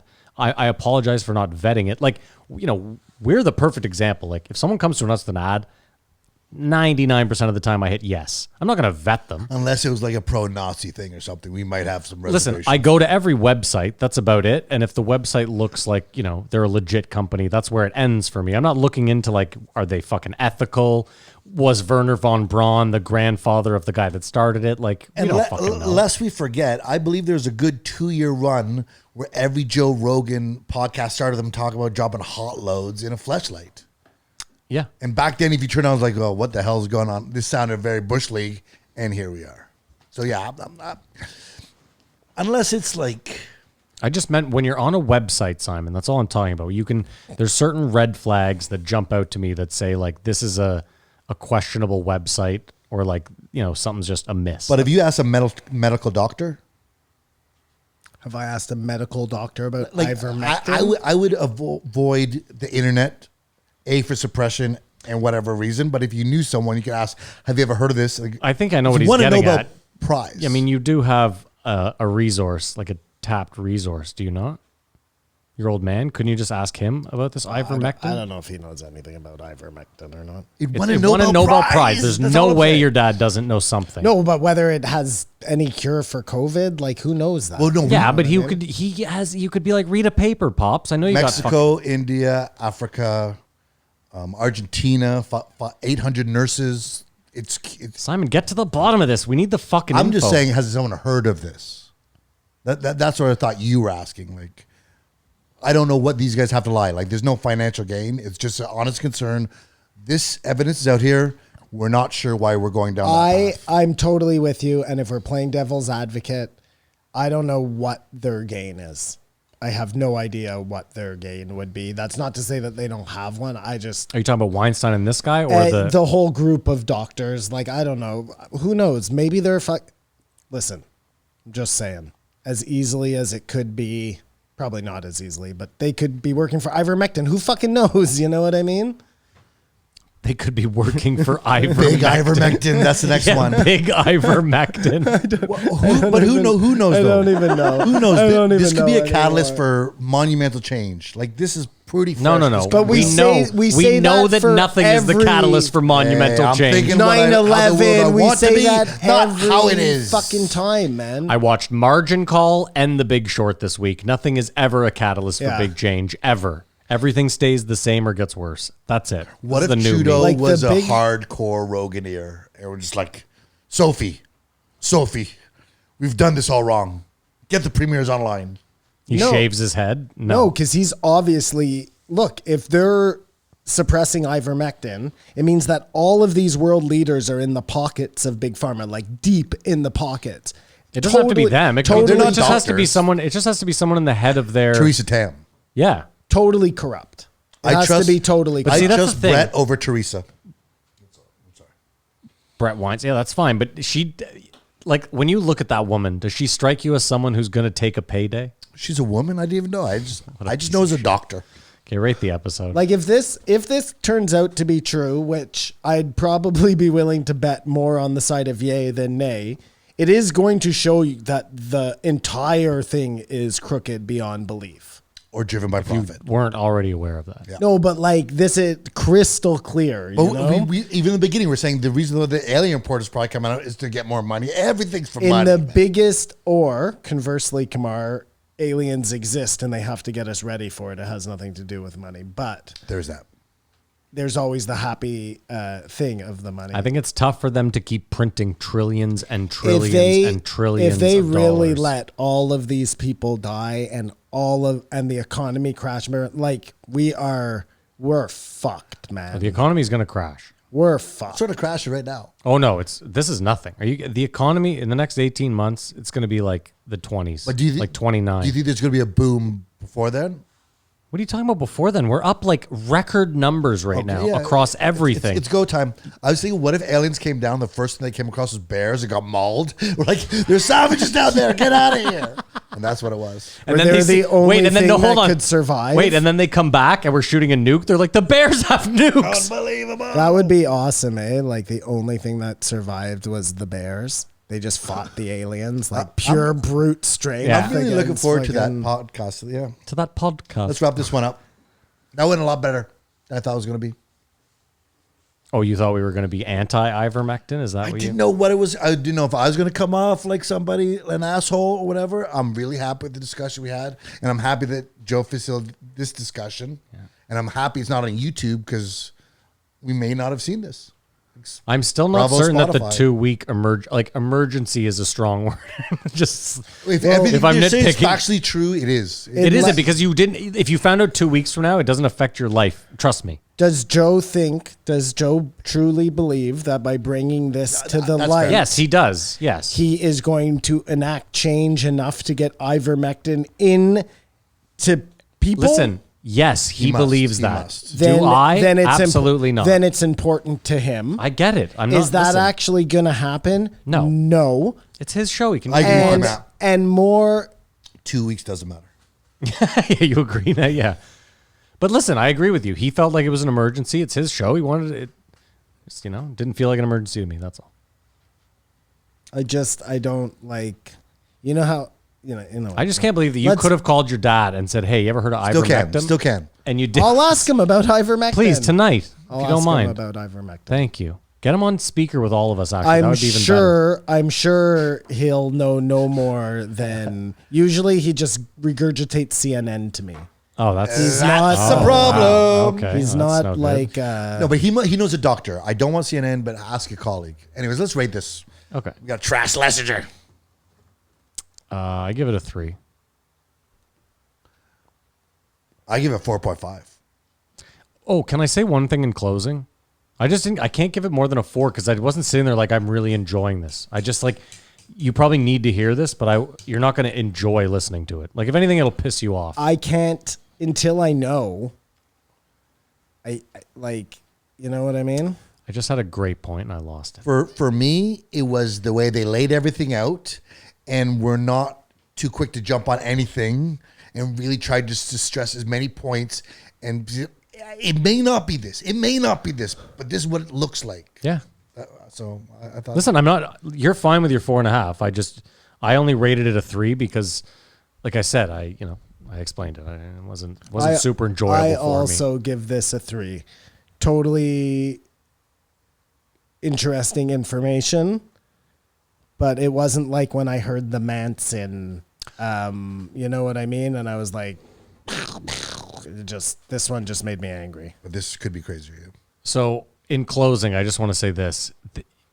It's weird when Joe says it's an emergency and does this episode, it seemed like they had more to say and they hit the after 3 hour mark and Joe was like, okay, like I get it. He's a busy guy. He's probably got 100 things to do. But if it's that important, like you sit with Duncan for 5 hours high on mushrooms. Like if you really think this ivermectin thing is super important, maybe let them ring off absolutely everything they feel they need to say. Does that make? I think they were going to go more into the mRNA vaccine, Okay. which they need to. But even then, if we need to and someone about the lab leak, which again they're getting Fine, further fair away enough. from what they Yeah, know. okay. All right, we'll move on. We'll let Kamar shit on Iliza Shlesinger. Shlesinger? Did I get it right? But no, I want to make a case, just like Mr. Weinstein just did. Okay, let's hear your Weinstein. case. Give us the name and the number first. 1672, Iliza Shlesinger. I make fun of her name because right off the bat, I characterize Iliza as a sore winner. Buckle up. Here we go. You think that's fair, don't you? I usually don't like her. Mm-hmm. I found myself less annoyed by her this time for some reason. Then I watched her movie, and I want to kill myself. It's fucking dog shit, isn't it? Oh my God. If she asked Joe to watch that, I would have been like, Joe, never watch Could that. you imagine, though, watch if you didn't know any of it and just went into that movie to watch it? It's so bad. It makes no sense at all. It's so bad. Do you think it should have been so much better as a psychological thriller? Well, it was, okay, they played the, it was that. No, it's supposed to be comedy. No, I get it. But that was the story minus any of like the real meat where the killing happens, you know? Killing. There was no kill. That's what he's saying. Because there's no kill, it's not really a psychological thriller. You kind of have to make it a comedy. He's saying where the action should have been, there was no action. Her story was... Simon wants Iliza to die at the end.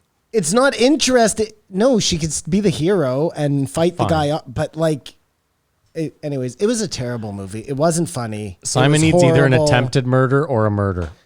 I'm agreeing with you, Kumar. But I think she doesn't have the scope to think this could be a crazy psycho thriller. Actually involve the mom. No, that thriller has been done, Kumar. I know it's been done. I've seen it 15 times. Okay. Simon makes a good point. It has been done 15 times, but I think she had a better chance doing that because it's a true story versus the psycho thriller that is fiction than what she decided to do here. I in her defense, and I do this often, but I'll throw her a bone. It's tough for Iliza Shlesinger to walk into any producer's office and say, I've written this thriller, this murder thriller. You know what I mean? Like, that's a good defense, Matt. They're probably not That's a good gonna. defense. It's a lot easier for her to say, I have this comedy You're a script. comic. And it's I don't comedy. think Yeah. she wanted to do that. I think she wanted to tell this true story. My point of was this even- stupid story that happened to That's her. fine. She probably did. I was just saying, even if she had wanted to do the story you guys wanted to hear, I don't think she gets to make that movie. My only point.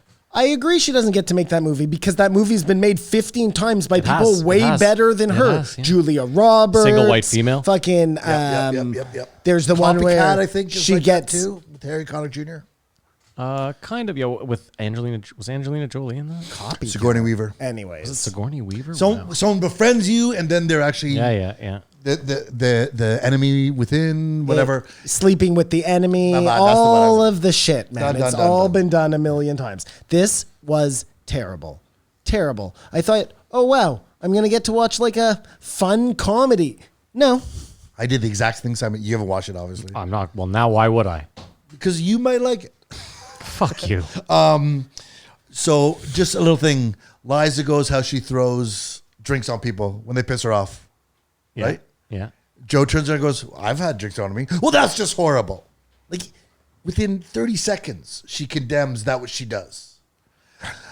Do you find her a little opinionated? I don't know how to say this another way, but She's pretty she's famous. pretty fucking cocksure of herself, well, eh? because she's done really well for herself. She got lied to by some chump for a year. Like, Whatever. No. I just mean she's selling out stadiums. Yeah, she She's does well, got a whole crew of people working for her. She's like, when you talk about the top grossing comedians, I'm not saying she deserves it, but she's right there. she's a superstar. I was thinking, A I've never heard superstar. anyone talk about her like favorably. Like everyone talks about Whitney Cummings favorably.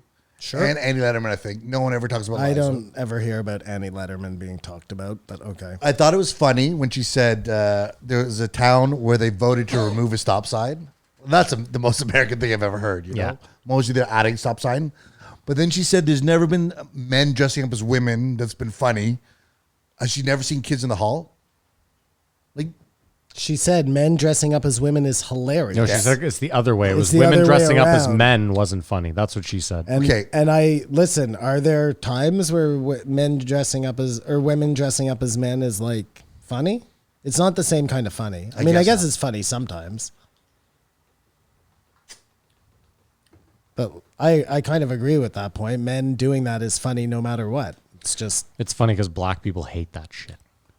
like black actors. Like you'll hear Chappelle and Eddie Murphy both tell stories about being asked to dress up as women, and Which is crazy then to think that what's those guys did white chicks. the Wayans brothers. Yeah. They were doing two huge Yeah, taboos white on face- their own white self, face and- right? yeah. And dressing up as women. Point. They couldn't go for- back to the hood after that, No, Maddie. hood pass revoked. Point for Iliza then. Men dressing up. The Kids in the Hall is hilarious. Men dressing up as women.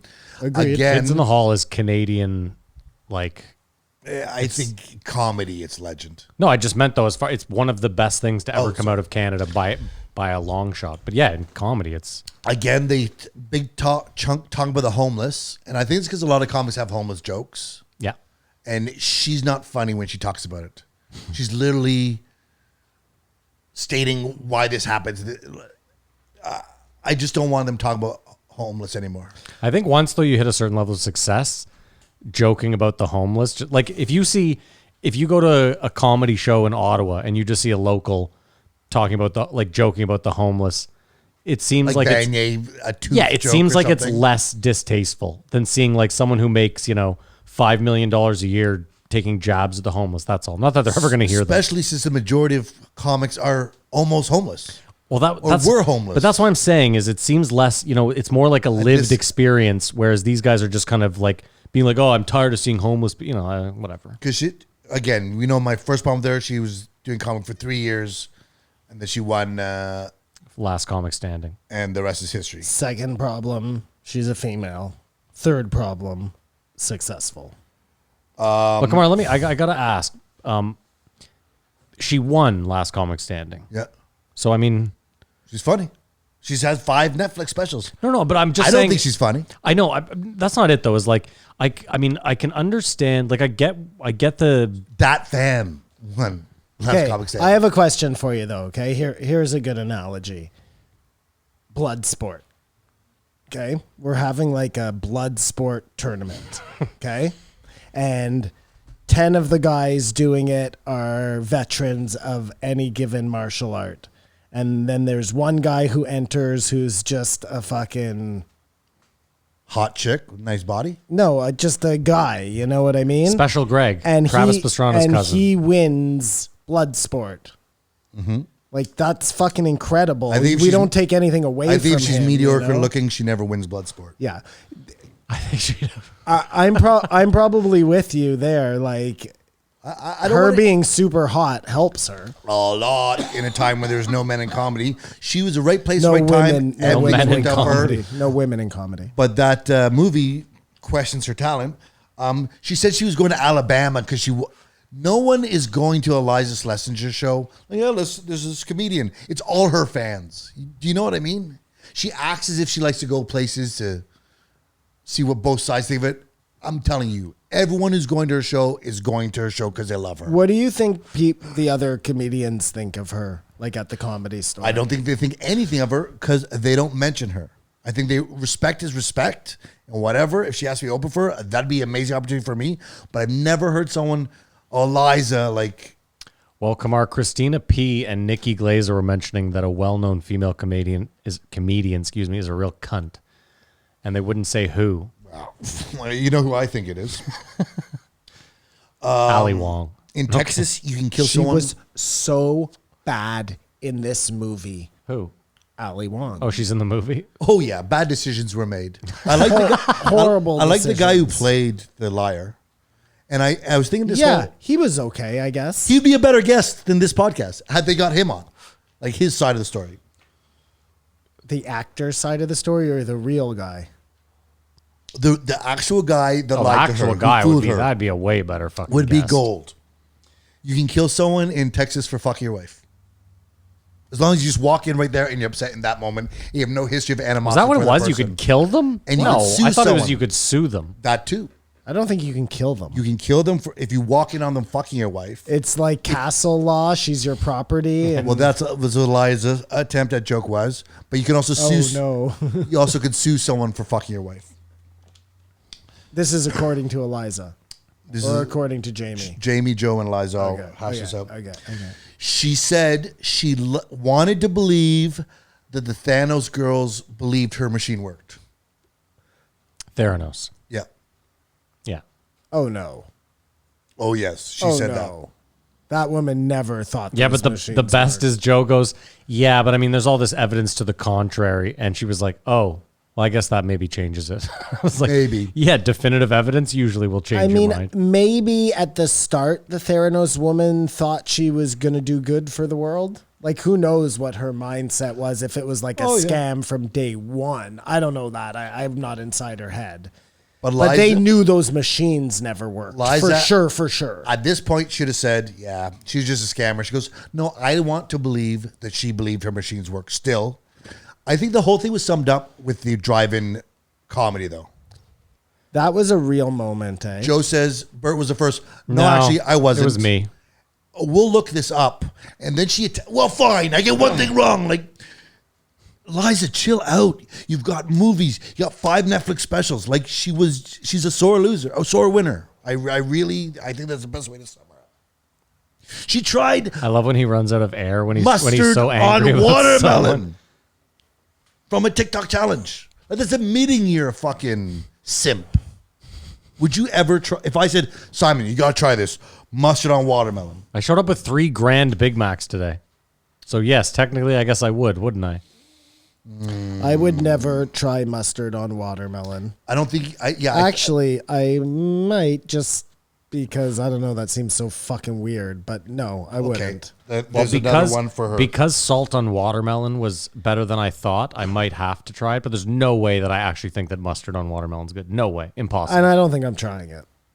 Oh, I'm never going to try it. No. Yeah. That's it? That's all you have? Wow. Airheads are not good. No, Airheads are trash. Simon?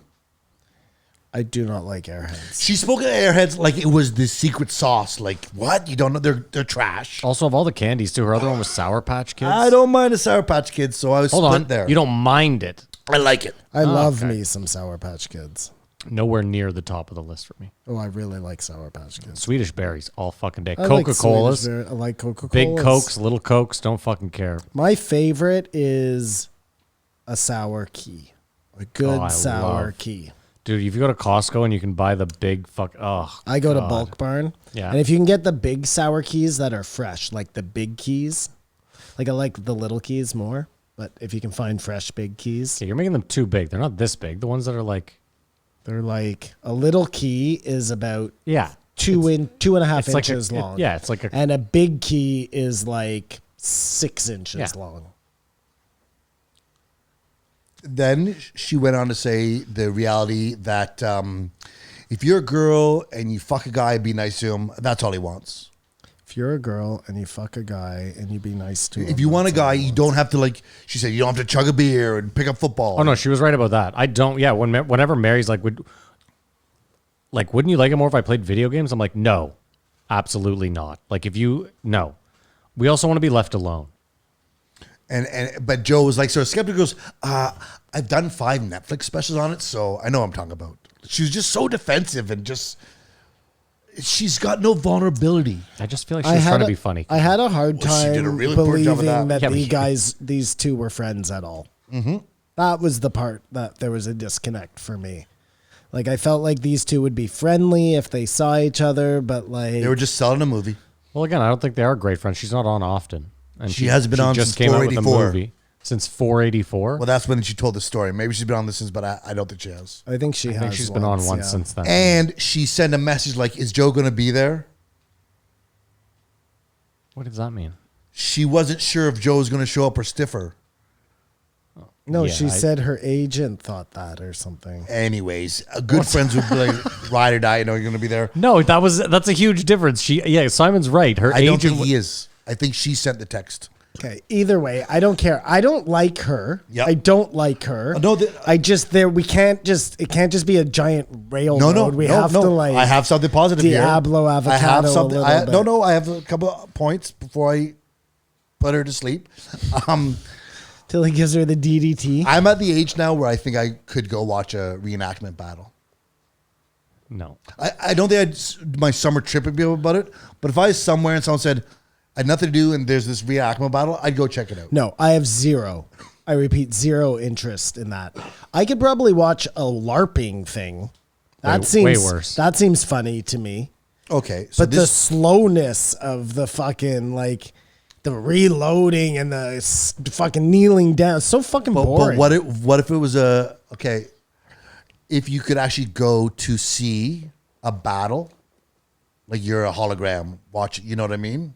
So you could go watch a Braveheart battle. That you would could watch be cool. You could watch a samurai battle. You could watch Genghis Khan hordes. You could Beaches- watch the British beaches of lines. Norm- Well, if we're Beaches doing of that, Normandy. why can't I be in the battle? I wonder if that'd be too brutal. That's the one I'm picking. Hey, Sorry? if we're just doing this, why can't I be in the battle? Like, let's holodeck. Yeah. this Well, that's shit. where we're getting. What Sure, battle? why What not? battle would you choose? Yeah, I'd be on one of the boats. Like I'd want No, you'd want to be in one of those German turrets that was all protected. Well, no, because it's a mowing hologram. them No, down. but it's a hologram, Yes, so you want to see you're what safe, it's you're like safe, for you're those safe. guys, right? Yeah, you're No, safe. you don't. No, I do. Yeah, I want to think see in the. sorry. I want to see the front thing of the boat go down, and like you said, that'd be fucking insane. An Old West battle would be cool. Well, that's what I think. I think if someone brought Samurai up would be cool. like a massive battle between the Cowboys and the Indians. Joe all of a sudden would have a different story. If it was really recreated with guys riding horses crazy and throwing the 3 arrows off. That Game of Thrones battle where they fight the giants, that's pretty cool. I think a samurai battle would be my go-to. I think that'd be something special. The to good see. thing about the samurai battles is if you could do it like early enough where there were no guns, Yes, no gunpowder. where it was just samurais versus samurais, Swords. you know? That would Vikings be might be cool. pretty cool to watch them just rape and pillage. Vikings seem so like disorganized. I like some sort of decorum. Yeah, the rape and pillage. I don't. Yeah, It's right up his Well, alley. you don't like Hagar the Horrible? right up. Yeah, those are the Vikings I think of when I think of Vikings. The one thing she did mention that was cool is the short story, The Lottery, which you guys aren't aware of. Can you remind me? It's about this city that has a lottery. And when you win the lottery, whoever wins the lottery gets stoned to death by the town. And there's this woman who's like, how important is it? Everyone plays lottery and everyone does it. And then she it ends gets up being her. Yeah, And it's almost like the tall poppy syndrome.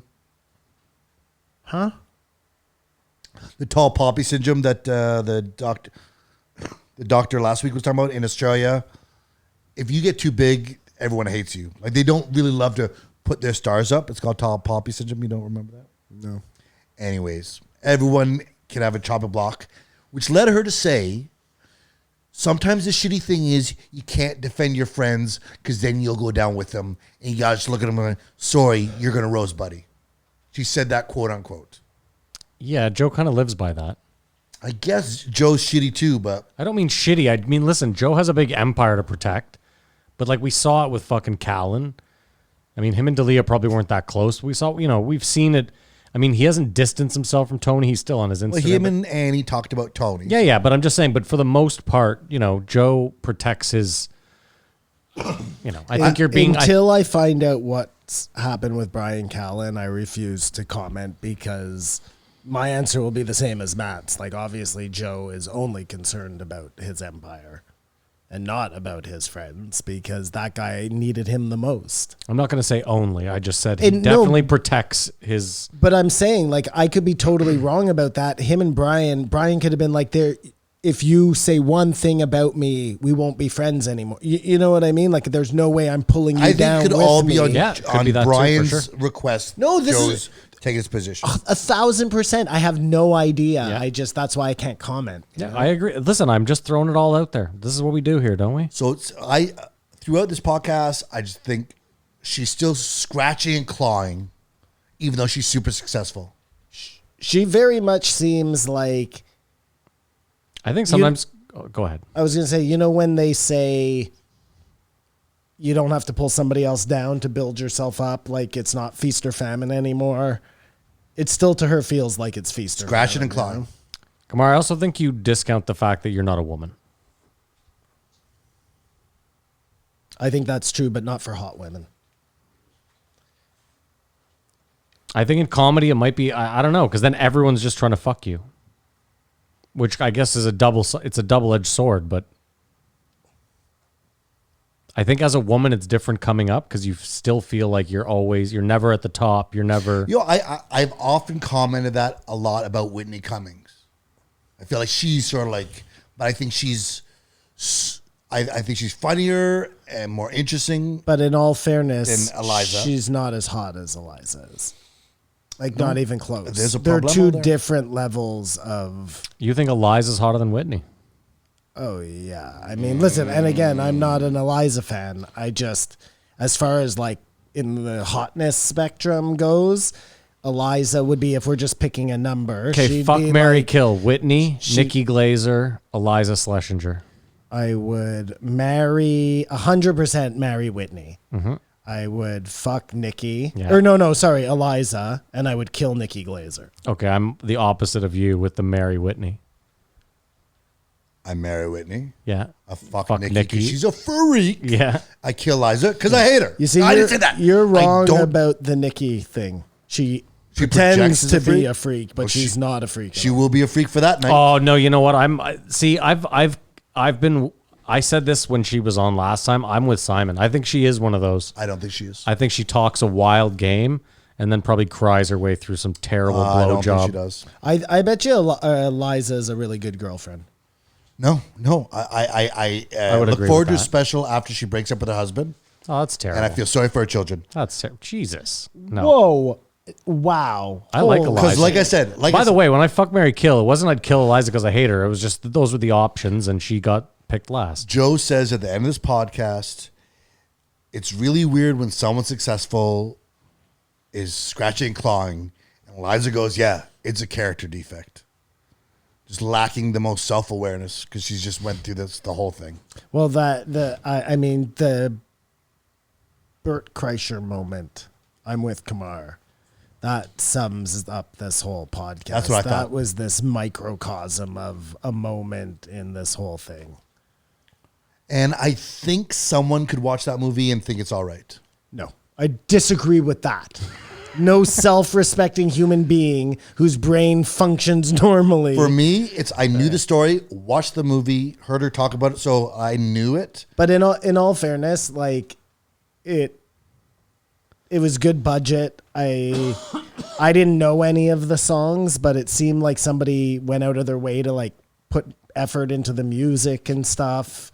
And the guy playing the guy was okay. That's like going to a restaurant review and saying, the decor was really Yeah, nice. the menus, the thing they put the menus graphic in, design was amazing. incredible. But Yeah. how's the food? Don't worry about the food. Yeah. It's a really the nice fish tank in the atmosphere. lobby, one of the best I've ever seen. She's a sore winner. That's all I can say. I mean, I didn't love the episode. I'm giving it a 2, but I have no problem with Eliza. I'm giving the episode a 1.2. I thought it was horrible. And I'm giving her movie 2 thumbs down. I give this a 0.8 and the movie 2 thumbs down. Okay, and I haven't seen the movie, so that's what you're left with. Are we going to take a break? Yes. Okay, there's no bill to pay, so I'll maybe throw in an on it ad or something, but Whatever. She's successful. yeah, it's fine. You can hate on whoever you want. So Kumar. it's I'm not- okay for you to tear her down, buddy. It's all right, man. It's all good. Nobody's going to hate on you because she's way bigger. Dude, no one listens to this anyway, so you don't even have to worry. It's not like someone's like Eliza's never going to hear this. Join the Patreon. Liza's coming after me. All right, we're going to take a break and we'll be right back. All right, we're back. Part 2. Thank you to On It or Ward 14 or BetterHelp or Whomever. yes. Can we get a name and a number, please, Kamar, if you don't mind? 1673 editor of Quillette, Colin Wright, who's also a biologist. This is what I'm going to say, all right? And then I'm not going to say a lot. Joe, it's his podcast. He can do anything he wants. Yeah. Fair point. He has a lot of already, he has a lot of sub hobbies and things that may not be everybody's cup of tea. So we already get hunters and fitness and just enough. I don't know how this became his hill to die on, but I told you that he's got 2 young daughters. again, And he's into I- athletics, I- especially combat sports. he's focusing too much on this one topic.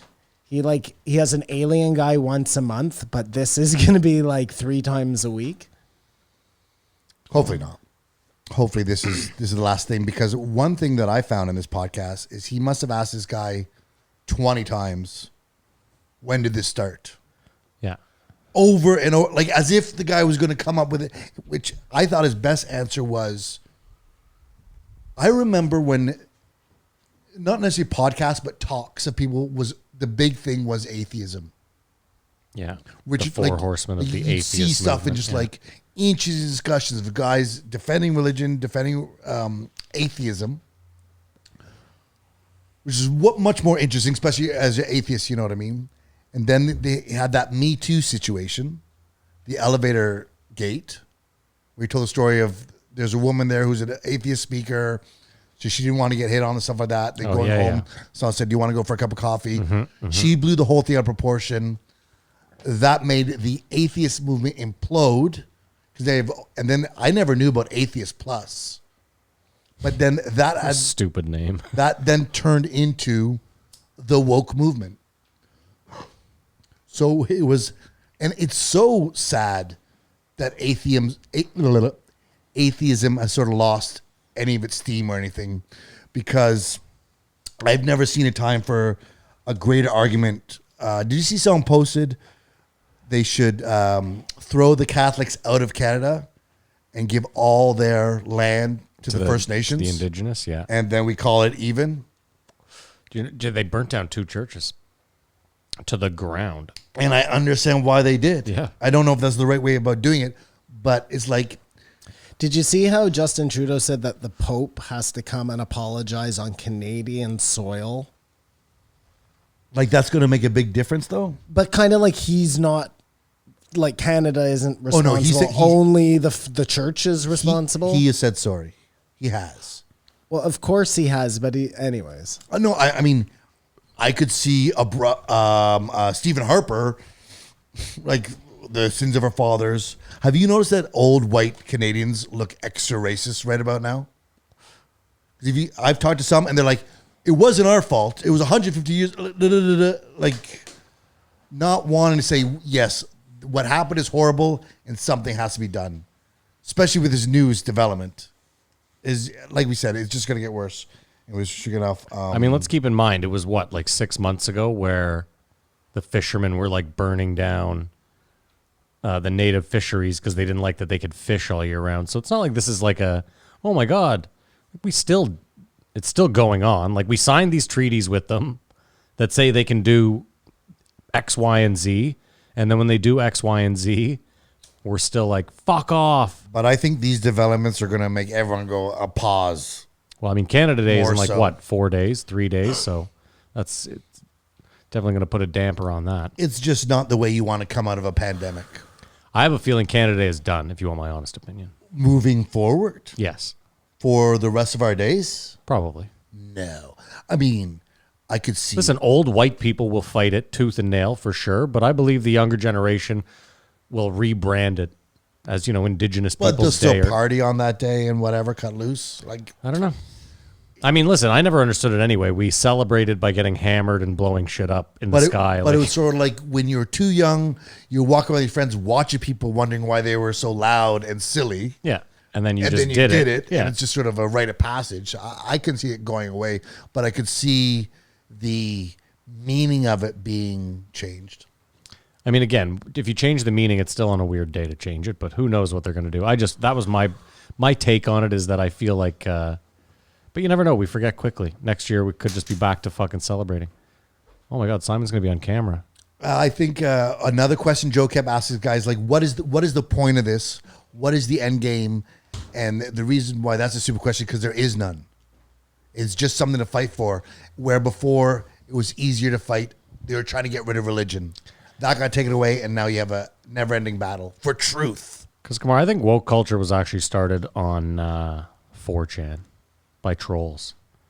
Like, I believe it was a Peter Boghossian type situation. And enough people adopted it as a thing. Actually, that's why the trolls just went out and were having fun, and then people were like, yeah, no, this is, yeah. And then I just think it got so far out of control that it snowballed into this ridiculous. Like the Proud Boys have become neo-Nazis. I think it's 100% exactly that. Now, does that mean it's going to go away? I hope so. But I just think it's the pendulum swinging, and I think it'll swing back eventually, but probably too far, and then... But I think what his point was is people's cause was atheism. They've lost that now. Yeah. So this is their cause. And what I always wonder is, you couldn't say a voice. Like, if you want to say on the right, you can say Ben Shapiro, Glenn Beck, Steven Crowder, whatever, yada, yada, yada. You can't say the leading voice on this. It's just a movement. Do you know what I mean? I mean, Caitlyn Jenner. Caitlyn Jenner, doesn't believe in gay marriage. Yeah, she's It's a an weird anomaly. one, but This is an anomaly. but you know what I'm saying? Like, if you were going to put a face to it, I guess that's... You asked me the question. I would say, I guess that's the one. But I'm saying intellectuals with a voice who are... It just doesn't seem like there is that. But it is a movement fighting discrimination. And I thought it was interesting. I said, discrimination isn't always pejorative. I hate to have to use that word. But sometimes we discriminate. Like, it's a good thing. Especially in the case of people wanting, like, discriminating against white men or whatever to equalize workplace or whatever. That's been happening. And maybe that's a good thing to sort of equal the playing field. So discrimination doesn't have to be a bad thing. But you know how he's like, there are two sexes. There's always been two sexes, and there always will be two sexes. Mm-hmm. That's just the way it is. Truth. Things will never be the same. Ba-ba-bow, ba-ba-bow, It's like a ba-ba-bow. physical truth. And I think Maybe it's not, though. Like, I'm old. I don't really understand anything. But we think that way because We were taught that. that's the narrative. You know what I mean? That's just... But hold on. But wait. But is it really a narrative? Like, I mean, I'll put it to you this way: if right now they're saying there's 7 different sexes, okay, or 12, however, put a number to it. Let's just say 7 for the sake of this argument, because I like the number. What is the percentage in the world that represents those 7 sexes? 0.5%? 1 in 5,000, I believe you said. 1 in 5,000. Okay, so that's a fractional number. Or right? he actually said 1 in 5,000 were born with genitals that were sort of indistinguishable. So Well, this is what I'm... Well, just let me finish my point, though. The point there is, like, when we do stuff on a scientific level, if something is that small, an anomaly, you don't tend to then... I mean, I guess you parse it off as its own thing, but I just don't... I don't know. what I understand is he said 99% of all animals, there's only 2 sexes. Yeah. So if we're like animals, that's the truth. And I think... As we understand it. Listen, I probably agree with you. I think it's a fault or cause of consciousness. We're able to think too much. What if we're wrong? What if they're really... Like, animals only have 2 sexes. Wolves, it's either male or female. You don't know what the fuck goes on with wolves. But Like, maybe... there could be gay Okay, but wolves. every Simon, black wolf you see is like both man and woman wolf. Okay, but there's a problem with what you're saying, though. Like, I'm born with a dick, okay? Person in this chair that's not there is born with a vagina. Hello. So if there were 7... But just hear me out, okay? So, like, we have names for stuff. Like I just said, I was born with a penis. They were born with a vagina. Those are 2 definitive terms. Like you just said, a wolf. Okay? A wolf is a wolf. You can't make it... It's not a pig. It's not a cow. Doesn't think it's a deer. So these are things. So if you are born... Like we decided in biology, if you're born with a penis, you are a man. The same way a wolf is in the genus of Canis lupus or whatever the fuck. Like these are all terms that revolve around science and biology that it wasn't meant to hurt anyone And ever. every human who's ever been has come from a vagina. Yeah, and none of this is meant to hurt anyone. It's not like we're out there fighting against the patriarchy. This is just... And listen, are there people that are on the in-between that kind of fall between the cracks? Yes, we know there are for sure. Do they have an easy time coming up? No, they do not. It's not been an easy world for them. That's not even at all what I'm talking about, though. I'm just saying, what if we like? But what I'm saying to you, the what if is like an impossibility because we know that 99.5% of people are born with either a dick or the other. So, if then that person who had a dick Yeah. had like 3 nipples, is that change enough to? Do you know what I mean?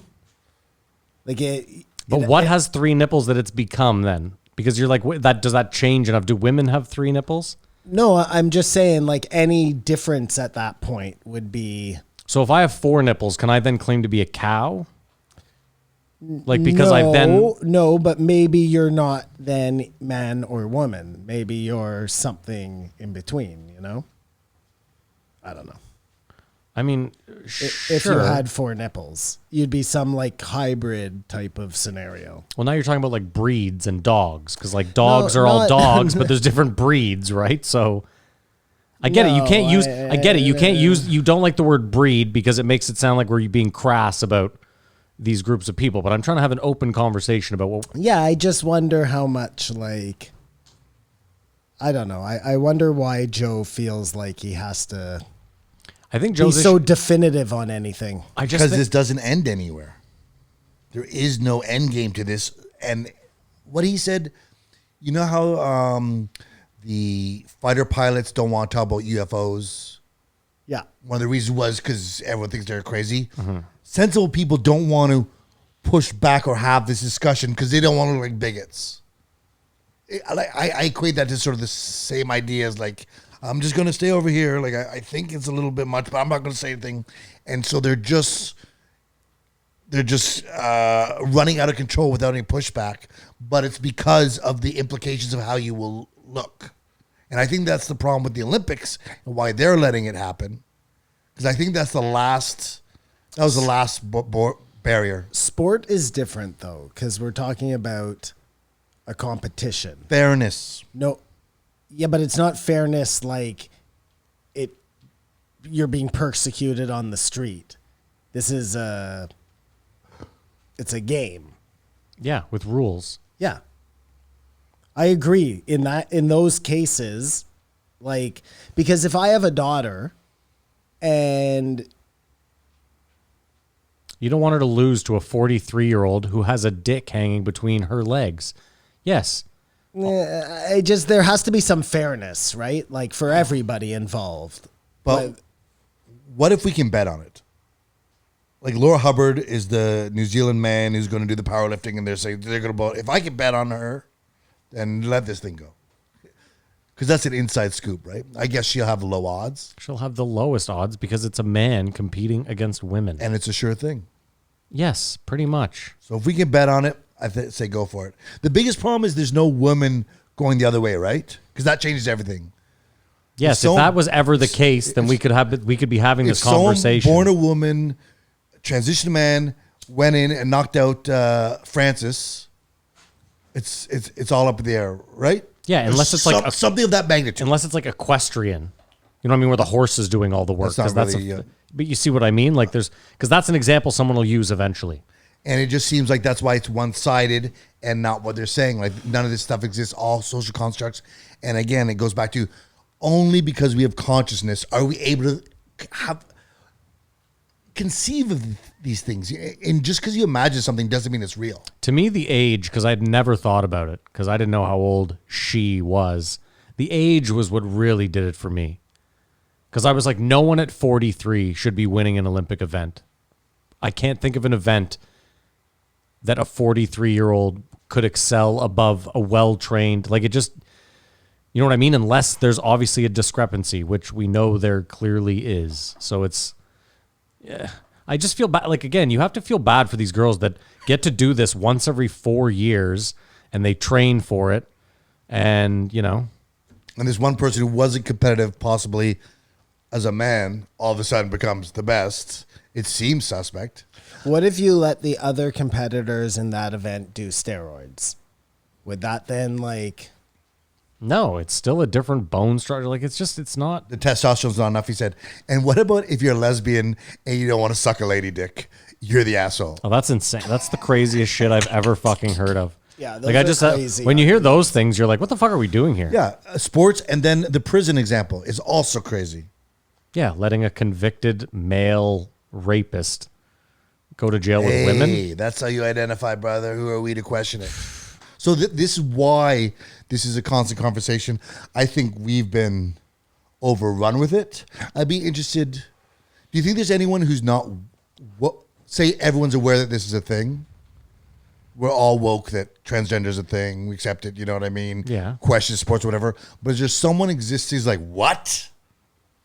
Like everyone knows about this now. Would you say? No, I bet if you went to Belarus and you had this conversation, it would. You're joking. Yeah. Get out there. You're a crazy guy. Yeah, exactly. A girl is, hey, come on. Yeah. No, I can't believe that. Listen, I'm telling you, man, there's places. I saw a map the other day on Reddit of places where homosexuality is accepted, and it was done using like shades, right? So like the darker the shade, the more accepting you were. And like obviously the Scandinavian countries were in like the 90s. You know, the UK's 89, Canada's 87. Once you start moving south, down South America, you get a lot of zeros. Like Africa was fucking zeros pretty much across the board. But I think they're better off to go transgender rather than be gay in some of those situations. Maybe I'm wrong. I haven't come to my house. I mean, I always love those loopholes, like prison gay. Wow.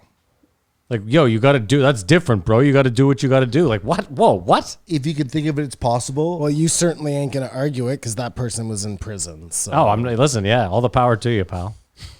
And the fact that the Olympics doesn't want to look like bigots, so they're letting this happen, but they'll bankrupt cities, Yeah, they don't the give a corruption, it's just like another money is everything. I thought it was weird when Joe started trashing Demi Lovato. He brought it up like 3 times, even though the conversation got past him. And hey, I say trash Demi Lovato. I did too. But I did when she was Joe on. had her on the show, talked nicely about her after the fact. Said he keeps saying like how grounded both she and Miley But that's because Cyrus she's been are. burying herself lately. But She's been struggling to get some contention. She's so thirsty. Demi has been? Yes, I think lately so. she's been struggling. Since her appearance on Joe Rogan, Since she tried contacting the aliens. it's been a downhill Just she spiral. dropped her album. Yeah, it hasn't been good. Well, that was all the She did like a Succession. 23andMe and found out she was 1% black, so now she's... And she's Trying dating. to ride that train. I just think it's like, Joe, you had her there. You talked to her like this shouldn't surprise you unless it was a complete fluff or you just checked out and don't even remember. They talking to didn't her. talk about her They talk mostly about her sobriety. orientation. She had not gone. They now, but she was clearly woke. I think the week after she complained about a Yogan Fruz or whatever, Pinkberry. Whatever. having That was diet a options. bullshit episode. They didn't talk about fucking Stephen Greer at all. Did you? 'Cause they left that whole part of her life out. Have you guys heard the term othering? Not until this episode. So, this is what I looked up. Othering, as you would. Yeah. Refers to the process whereby an individual or groups of people attribute negative characteristics to other individuals or groups of people that set them apart as representing that which is opposite to them. Which just sounds like racism to me. That just sounds like words for the sake of talking. Like none of it sounded like it made much sense. So the problem is, A, where does this end? B, how are we coming up with new terms for things? Like, I think it's diluting the point. You know what, though? Here's the thing. When they're keeping ivermectin from us, we got, like, you know what I mean? We got bigger problems. Even then, let me ask you, when in the last 2 years have you been out in the world and had anyone say any of this crazy shit to you? Talk about gender? No, but I just mean, like, when has someone been like, I'd rather, like, It's happened, and it to you. my ears get hot because I'm like, oh my God, shut up, Kamar. Okay. no, and yeah, there's a no, tone it's- people have, too. It's part of the world now. It's never happened to me, and I don't know. I've never seen it. I've never seen anyone be like, you're othering. I've seen it online from like the compos. That's about it. I've truly. No, I'm not saying it's common, but it has happened, and I am a Neanderthal, and I can't articulate any point, anything. I comes just like everyone says, you don't criticize this because you're a bigot or whatever. But in generally, I think most people are like, no, I want to have this conversation, so I fully understand. But then if you have that conversation, someone's going to say something batshit crazy, and you're going to be at an impasse. Do you know what I mean? Yeah. And he has to repeat what you just said to tell you it makes sense, and then the whole dialogue falls apart. I thought it was interesting that there are more people wrongly accused of crimes than transgender. It's a weird stat. So what really are, like, it's just a crusade because atheism got lost. And I think that guy told Joe in the first 5 minutes, that was a good enough explanation. So he kept saying, where did this come from? Where did this come from? What's the ground zero for this? And I truly believe, because atheism is gone. There should be lots of atheist discussions on YouTube, don't you think? There's a ton. Are there? I just don't know if they're recent, but yeah, there's a ton. I feel it was like, remember Religulous? Yeah. Like that was Bill Maher. Yeah. Christopher Hitchens died. Yeah, but there's still Dawkins, Harris. Who's the other old fuck? But you'd think as we advance, more information, they'd be more predominant. Like their voices would get louder. But it seems like they had a heyday, and it's just not. That's my opinion. And this wokenism has taken over that space. Yeah, but Kumar, I just think it's all cyclical. Like I don't think people are going to argue atheism for like 3 straight decades. The same way I don't think this will be around forever. They'll find a flavor of the week down the road that's the next fucking hot. I think what the difference is with atheism, there was a goal to eradicate religion. Whether that's realistic or possible is a different story. But its purpose, its point, why we poke holes in creation, all this stuff, is to rid the world of religion. On the other hand, this search for gender and fluidity and redefining things doesn't have a end point, and therefore it's almost futile. I mean, everyone agrees, identify however you want. Yeah, do what you want. Do who you want. Just don't force me to comply to something I don't understand. I think the Olympics should just do this. Let them compete. And if they finish first, second, or third, you give out 2 of those medals. Until there's enough of them to compete. Like there's obviously more Paralympians, right, than transgender Olympians. I mean, that'd be rude, but throw them in the Paralympics. No, I'm not saying do that. No, what I'm saying is there's enough Paralympians that they have their own Olympics. And Special Olympics too. Yes, so until we have enough transgendered athletes, then let them compete, because I don't think we should be. So you agree that is possible to have a transgender Olympics? No, but Paralympic people can compete in normal Olympics, right? Like he did. Who, Oscar? Yeah. Yeah, but I mean, there was also a lot of cleared by the. Yeah, there was a lot of, issues with that. I'm just saying. Yeah, I agree. But we had this discussion whenever eons ago and said, let's have a transgender category in the Olympics. And you said, no, you can't do that. Look, sports is. I just said, I don't think there's enough people to do that, is my problem. Like, if you have 3 people competing, then it's not really competition. Then it's really just for show. And if you have a 43-year-old man competing I totally agree. It's really not competition. But that's also why I'm saying is this way, like, give out 2 gold medals then. If she happens to lift, fucking 50 pounds more than the next one. And you can't discriminate like that. Well, listen, someone gets hurt. This is a zero-sum game here. Someone gets hurt. So you have to choose who. Well, the Olympics are 4 weeks away. Is that crazy? That they're supposed to be in 4 weeks? Yeah. Just run that.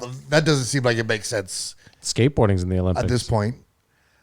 But I think that was the last bastion. And I don't know if they've let us down, but I wish the Olympics just said, whoa, hold your horses. You know what I mean? Instead of just open the doors. Yeah. We'll see what happens. As if they didn't have some close-minded Italian guy on the board they could just get to, like, stand up and be like, listen. No, but it's this corporate wokeness. They all believe that, but they don't want... The transgender support dollar is a very valuable dollar that they want to get because they're corrupt as all and just want money. I mean, I would say it's more than that. I would say, if anything, they're like, we can have literally all eyes on one event. You know what I mean? On an event that is normally ignored at the Olympics, numbers wise, we could probably have record eyes. Well, it will be interesting because New Zealand's a super progressive country, Yeah. I'd say. And so Laura Hubbard is going to be competing against maybe less progressive countries, and they might get a crawl if Laura Hubbard destroys. I'm thinking Iran. They're always big power lifters or something. I'm going to compete in the next Olympics as a woman. And I'm going to be shit. Sport. I don't care. I'm going to lose intentionally. I guess you have to qualify, though. Fuck. Yeah. What's my sport? I don't know. I'll find something. You won't have to lose intentionally. Just to reel you back into earth there, fella. There's got to be something I'm decent at, Simon. Get the fuck out of here. There is prick. not one sport No? where you would beat a Olympic woman in. Name one in the Olympics. Give me a minute. I'll give you a year Fine. to think of one. Fine. And I think you got to think winter and summer now. Because even skateboarding, which would be your go-to. Winter's way harder. Skateboarding. That wouldn't be my go-to. I'm terrible. Okay, well, what's the sport you're the best at? Out of all the sports, I don't know. there's a sport you're Mini better. golf is No, it but a I'm sport? thinking Yeah. like there's got to be like Skateboarding, a. that's your thing. Well, no, like what's the one in the winter where you fucking shoot? Because I'm good at shooting. So Biathlon. With Yeah, the you cross-country skiing? Get the fuck out of here. What, no, Get I'm just the saying. fuck So I outta could here. think along those lines. There's got to be some shooting event in the summer. It's going to sound sexist, but you got to wait for gaming to get in the Olympics. No, Then I'm you got not a chance. I'm not that great at that either. Gaming's never going to be in the Olympics. Do you know I was Eric Griffin was on The Fighter Than the Kid? Okay. He said he made more money gaming on Twitch than they did from comedy, like the year before the pandemic. Yeah, I mean he does a lot of streaming. Him and Bobby Lee. But he didn't. Yeah, I know. A year ago, Yeah. just in a year, and he's like, I don't think I want to do comedy anymore. And he does it all sober, too, which is just like, how the fuck? How the fucking fuck? I don't know. I think You the can't play video video games now games. You can't play video games that drunk, Simon. It's No, high. oh Matty, yeah, high. I think you can play. They seem like they're pretty cool now that you can be sober, and it's pretty fucking entertaining. Oh, it is, but I just like being high. That's no problem. Hey, no one like playing Super Mario Kart and get high more than me, man. Yeah. Yeah, Simon. Sorry. But my point being is, in these transgender discussion, it's always or almost always someone on, say, Joe's side or a support against.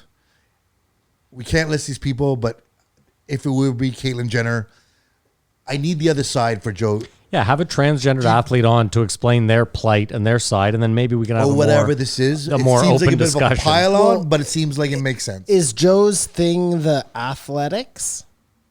Because it's That's his rock to die on, as you say. no, but it seems like it's way bigger than that now for him. You know what I mean? And I just like Well, that and- I get the athletics. He's an athlete. It really doesn't seem fair. Forced But, like, compliance is the other issue. otherwise, Forced compliance is the other issue. Unless they're like unless it's like a takedown situation, you know what I mean? Like it really doesn't affect your life. Let me ask you this. What happens if the day of that event, all the other women in that category disqualify themselves intentionally? What do you mean? What happens? A protest. Yeah. Well, I mean, then what? Then that year you have Then just they're- one those person are winning a medal. All bigots. It shines a light on it and maybe opens a discussion. But that's the thing is at that undeniable. point, does the world go after all them as bigots? Because that seems a bit aggressive, doesn't it? And The same as anyone who'd push back on this, you think they'd be a bit aggressive. telling you, I think could this is go mostly unstable You could go keyboard after warriors. men as bigots for sure, but I just think you'd have a harder time if it was women doing it. But that's what I'm saying is, you know, Yeah. if you could get everyone on board that day, although you'd probably have like the 35th ranked from Kazakhstan who's like, fuck this, I want a medal. Again, on like lifting. like Kamar said, I want to hear the other side of it, so I have some idea of like They're two sides of an argument. You know what I mean? Rather We're than not just hearing the two pile sides on of an over, argument, Yeah. Well, that's the thing. If you brought on a transgender athlete and they explain their plight growing up or like their joy of whatever sport they're in, Joe might feel more, because as someone who himself has explained that like jujitsu changed his life, imagine if growing up Joe had felt like he was a woman and then couldn't go into jujitsu. You know what I mean? Like Yeah, that I might be do the kind know- of that I might be do the know kind of what thing you that mean. makes Joe be like, oh shit, yeah, I never really thought of it that way. Like That- you don't understand that because, And I don't get it because I'm understand not an that. athlete and I'm a piece of shit, Simon. It's fine. I get it. No, because you don't feel like you're trapped in a mean woman's to candy body coat it. or whatever. You know what I mean? Whatever Yeah. it is that you feel. Yeah, have someone from the other side on, Joe. Or they come on and sound like a lunatic, and then it's. Well, then it strengthens his fucking. Sure. Yeah. But maybe that's why I'm not going to go on there. Like, there's no way I can defend this position. Like, I just it think works for that me like most this. people wrongly think that Joe is like a bully, like a meathead bully, Yeah. and they're not going to put themselves in that position. Where chances are he'd give them a very fair shake. Like, I don't think Joe is a bigot at all. I think That's what I was saying. I think if this person went on and explained, Joe would have a more open mind and he'd be like, oh, fuck, this is a human being behind here who really just wants to fit in and be one of, whoever they feel like. I think he owes it to himself and those. But it is weird how in like one breath he's like, trans people should do whatever they want, blah, blah, Except blah. this. No, but forget even that. But then like the people he's having on, the women he's having on, these authors talking about like mass, girls all doing the same thing. And instead of letting girls be tomboys, they're making them transition and whatever the case is, you know what I mean? Like, he seems to be going pretty hard in the paint. On a consistent basis. Yeah, I agree. I thought it was interesting the point he said that what if China just had these farms and half the stuff that we think is going on isn't actually happening. Yeah, I've said that all along. Exactly. That it's all just weird keyboard shit. Because like I said, that's why I asked earlier, when do you see this out in public? And I get it. You were like, I think it goes across the board. hold on though. When you said you saw it in public, I just think to myself, like, that's people that have seen the sentiment online and are then kind of like mirroring that sort of like, oh, I should be outraged because someone just got misgendered. When in reality, they're like, did someone, because again, it's this whole like microaggression, someone getting injured. Like, you're not hurt. No one actually hurt you. Well, this was a long time ago, but I just remember being in a situation with sort of somewhat strangers and saying something about, say, Caitlyn Jenner, and seeing people sit up like, oh, I'm gonna have to school you on something, and like all of a sudden realize you're walking in this den of like, I didn't even want to go down that road, but it is out there. That's all I'm saying. In our generation, like in the time we've been alive, we've watched gay people used to be made fun of, like you know what I mean? We've come a long way. In comedy and everything on sitcoms. Like, it was nothing to make to make people feel bad. We've come in a very short time to where that doesn't happen anymore. Dude, Bradley Cooper went on the Oscars and showed the clip from The Hangover where he's like, paging Dr. Faggot. Yeah. And he says, he's like, that was like 10 years ago. And frankly, I don't think that aged very well at all.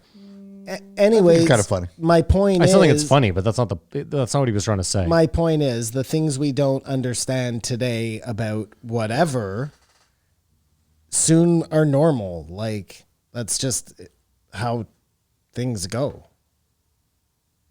Yeah. And we might not understand it the same way our parents didn't understand fucking rock and roll or whatever, Listen, I get it. There'll be a train. I'm not saying, like I said, I'm fine with all this and them working this out. I just don't think that having them compete against women right now is the right move. But I think down the road, they will figure something out that is the right move where everyone's happy and everyone's taken care of. Oh, no, I agree with you. I think the sports thing is like, that's an interesting discussion. I just find that Joe, like, I don't know, man. I don't know why. If he only wants to talk about trends in sports, fine. But he doesn't. All these people he have on, like, that's not their. They talk about a lot more stuff than that. You know what I mean? But I thought that being said, this guy was a good representative. Like, he was liberal. He said, if you consider what they said, I'm not the manliest of men. I could see myself, you know what I mean? It wasn't some aggro guy saying how transgender is ridiculous. Like, and he's a biologist. Like, No, but it never He was is, measured. Kamar. It's always a lady, usually. That's and safer, again, you can't. My question is this. If a woman wanted to compete against the men, like she's a biological woman. She's not allowed. No? I do not believe so. I think the rules are you compete within your sex. Mm-hmm. but if she identifies, that changes everything. Well, again, that was never part of the conversation before, so I don't think the rules reflect that.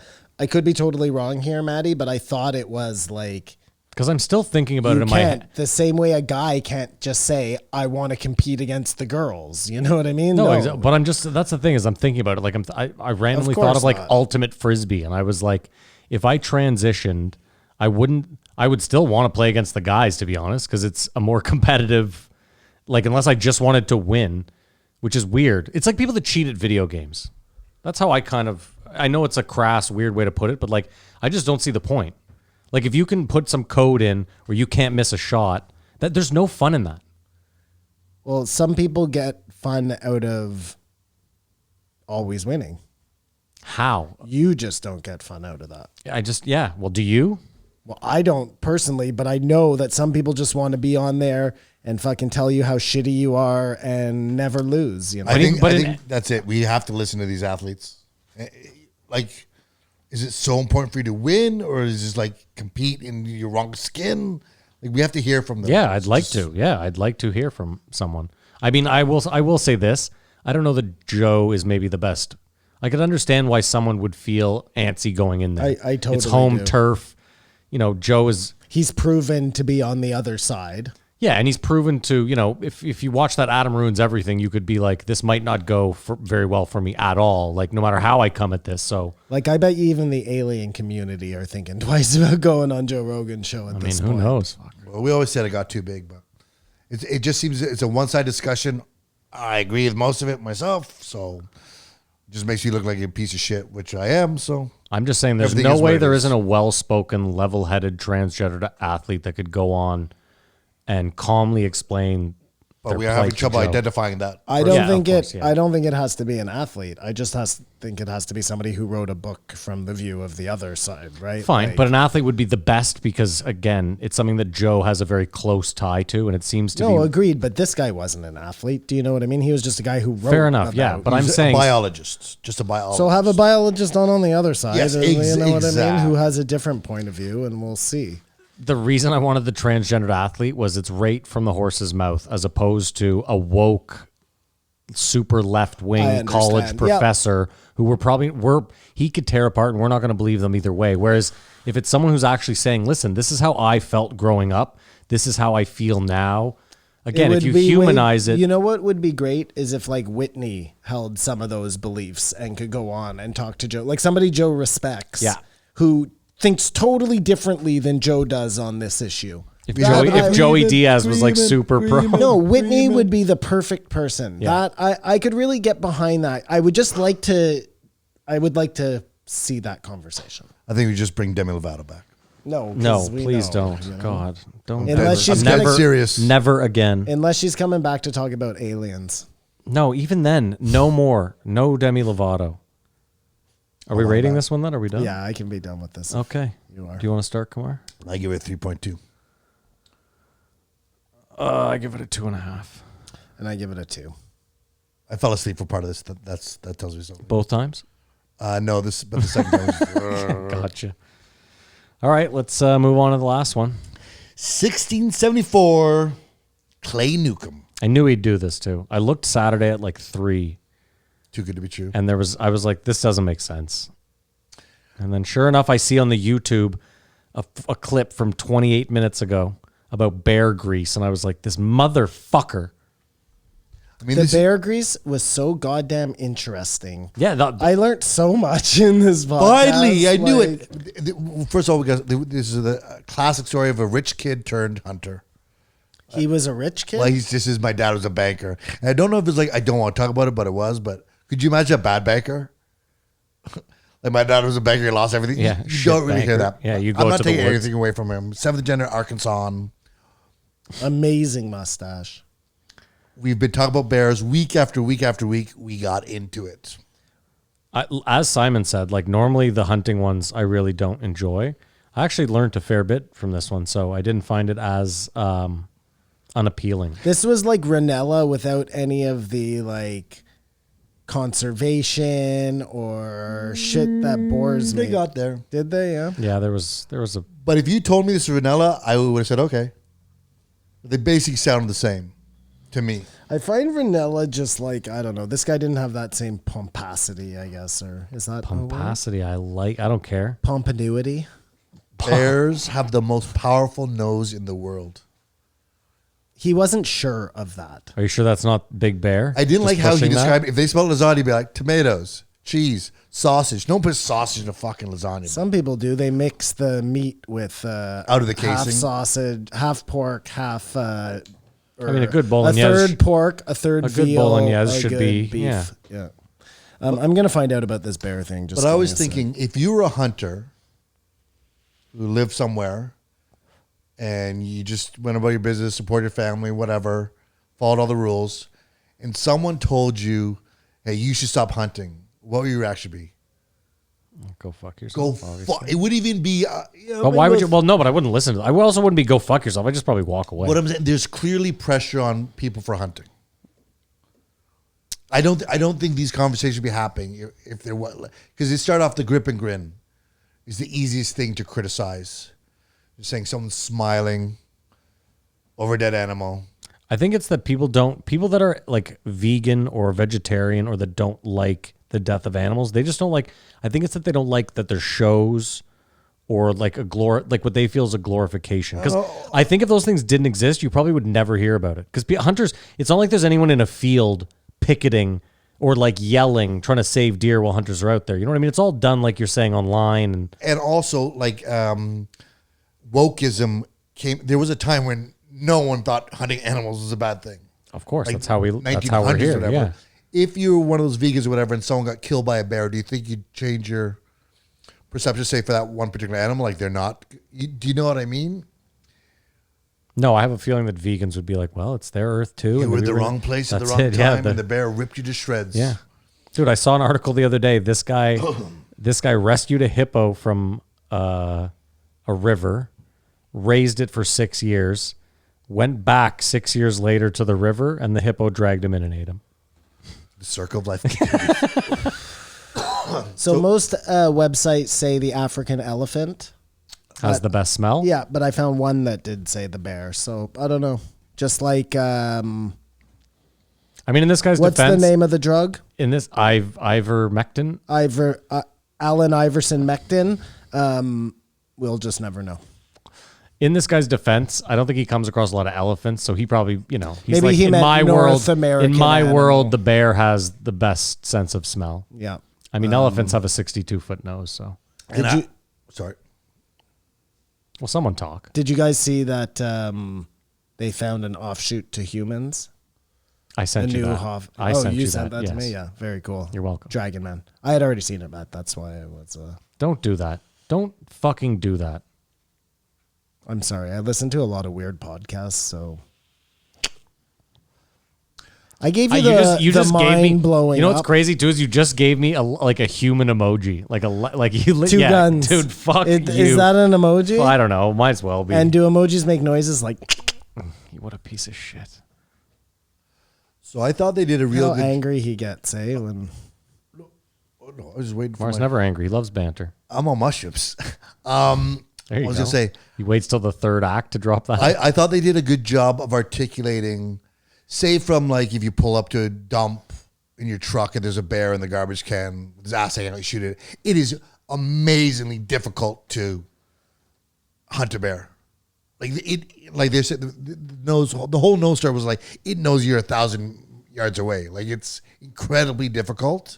So it really is an accomplishment for anyone to hunt and kill a bear. It seems odd though because for the amount of bear attacks I've seen online, you'd think that it wasn't that hard. Like you just sit there and wait for a bear. So It'll come to you. You know what I mean? I'm Like watching Alone right now. Yeah. The new season of Alone, and they're on this place called Grizzly Mountain, where it's like there are more grizzlies per square capita than anywhere in the world. Anyways, whatever. The one this weekend, square capita. the guy, a giant grizzly is coming. It's right like 20 feet away from him. Yeah.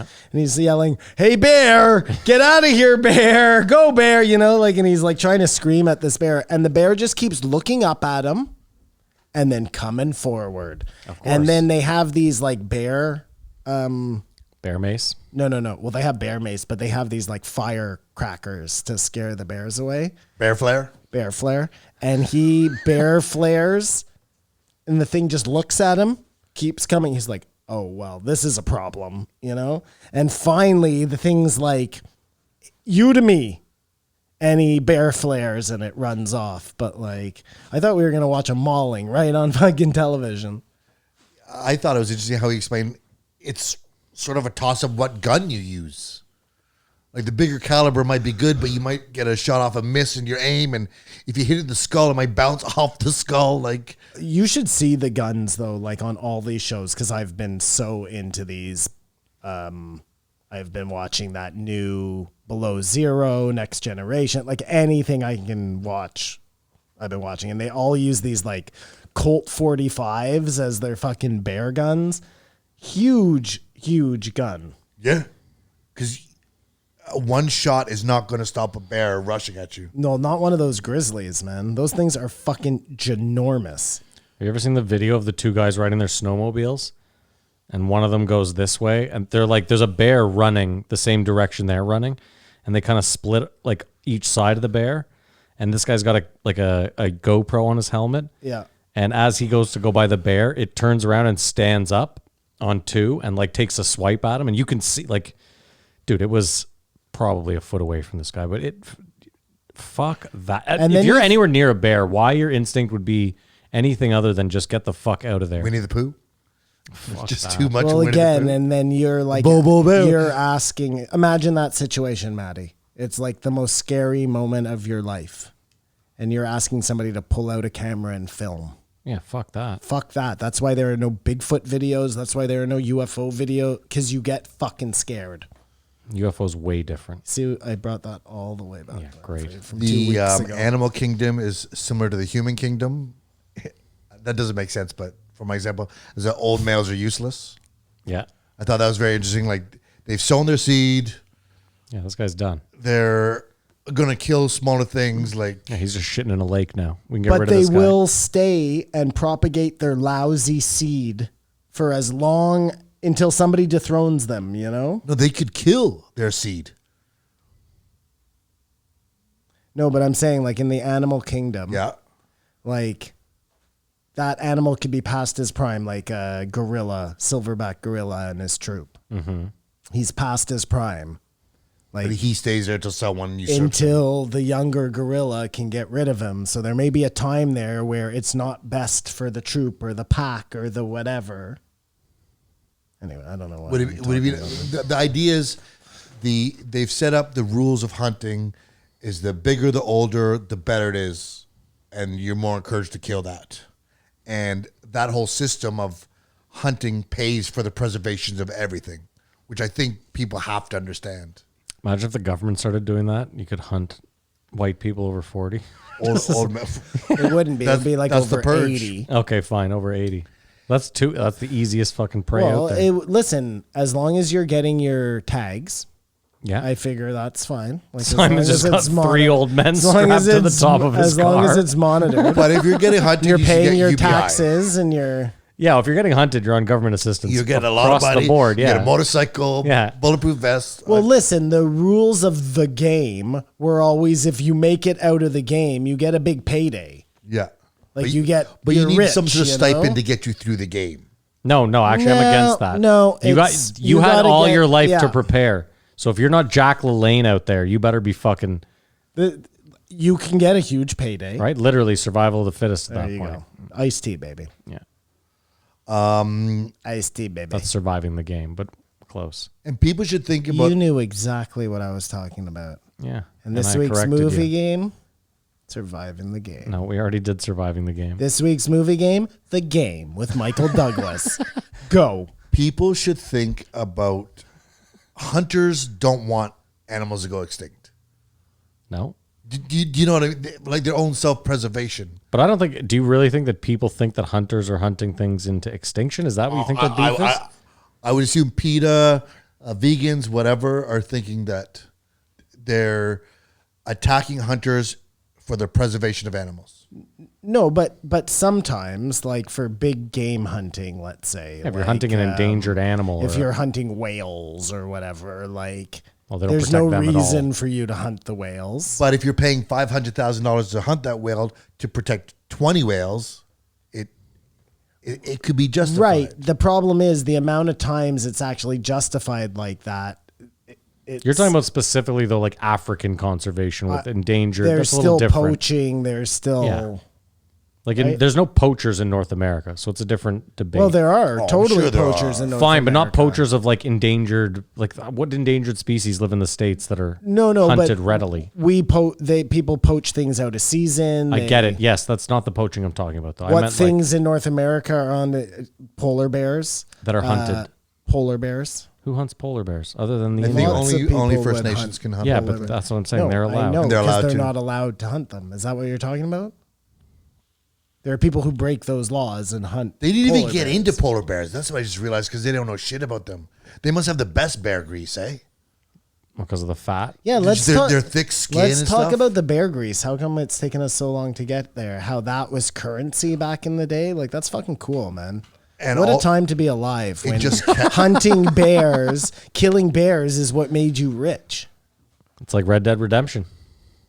And it just the properties. He could explain it, but it just lasts longer than all Well, other. it didn't red go fats and rancid stuff. as quick as the other. That's all you got to do to eradicate a species is just make it currency, and guaranteed that species goes extinct. It's amazing though that they couldn't figure. I mean, I guess it's because bears are just so fucking nuts. But when he was saying that if the bears had eaten blueberries, like the meat was a different color and almost tasted of blueberries, like humans are the type of people that if we figured that out, it's amazing that we didn't like not tame bears, but like start harvesting them more and like feeding them just blueberries. Like think about That all the just grain seems so fed. wrong. That just seems But so it wrong. makes All the shit we do. But it's all weird the- that we do with cows or Kobe beef. That's- Like, yeah. I'm just saying psychologically, it seems like it's the same thing. But there's just that seems makes- Well, so now it gross. does, but I'm saying back then I'm surprised they didn't. It must have just been that they were like, well, a cow, it just sits there and grazes, whereas this bear hunting this is a fucking nightmare.